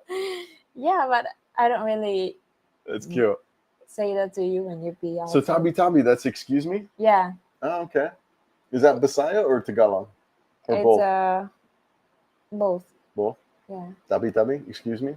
Yeah. Okay, that's good to know. Yeah. Tabi-tabi. But you didn't really pee in a forest area. You just pee all over the place. What are you talking about?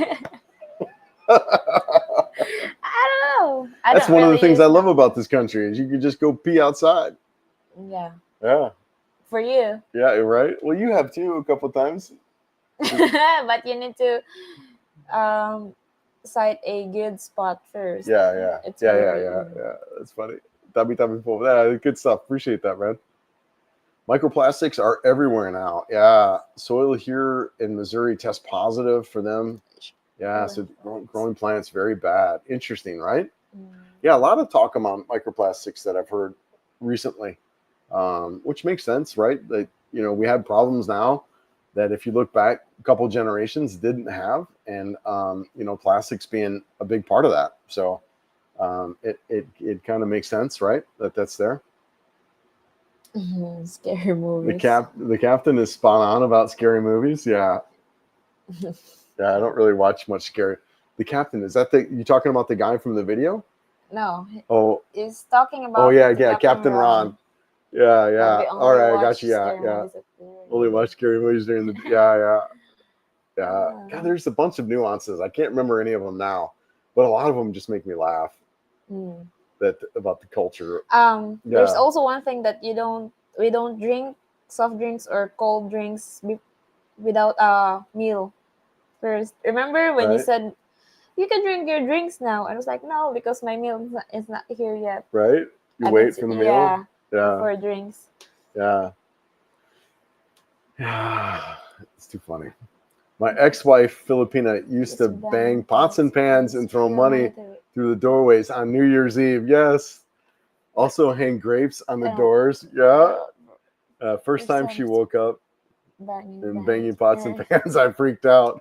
Matt, this is true. So on New Year's Eve, we actually talked. Remember, we did an offering with rice and then the money and then the fruits, so that prosperity will prosperity for the new year. Yeah. Yep, and pots and pans are outside on New Year's Eve, right at stroke of midnight to scare away. Yeah. Yeah, I've also heard that too, Matt. We also eat grapes under the table. Eat grapes under the table. That's hilarious. Yeah. Yeah. But it worked. It works. Yeah, of course it does. Of course. Right? Here it is. Because I ate 12 grapes when they said you want to find a love life. Yeah, So, eat grapes if you want to. Oh, and certain color grapes too, right? Like red grapes or green grapes. Red for love and then green for prosperity. Yeah, that's funny. I love it. I love it. Tabi Tabi Po is saying, excuse me to the spirits. Yeah. Or duets or Then elven things. Yeah. Some believe that if you don't say Tabi Tabi Po, you might get some sort of ailment. Yeah. Yeah. That's so cool, dude. I've not heard that before. I love it. I love it. Never worked for her. She is still broke. Oh, your ex-wife? Yeah. Oh, yeah. We use pots and pans and the grapes. Yeah. To bring money and stuff. Yeah. Well, supposedly it's worked for Mary Rose because she has a boyfriend now. Right? An uyab.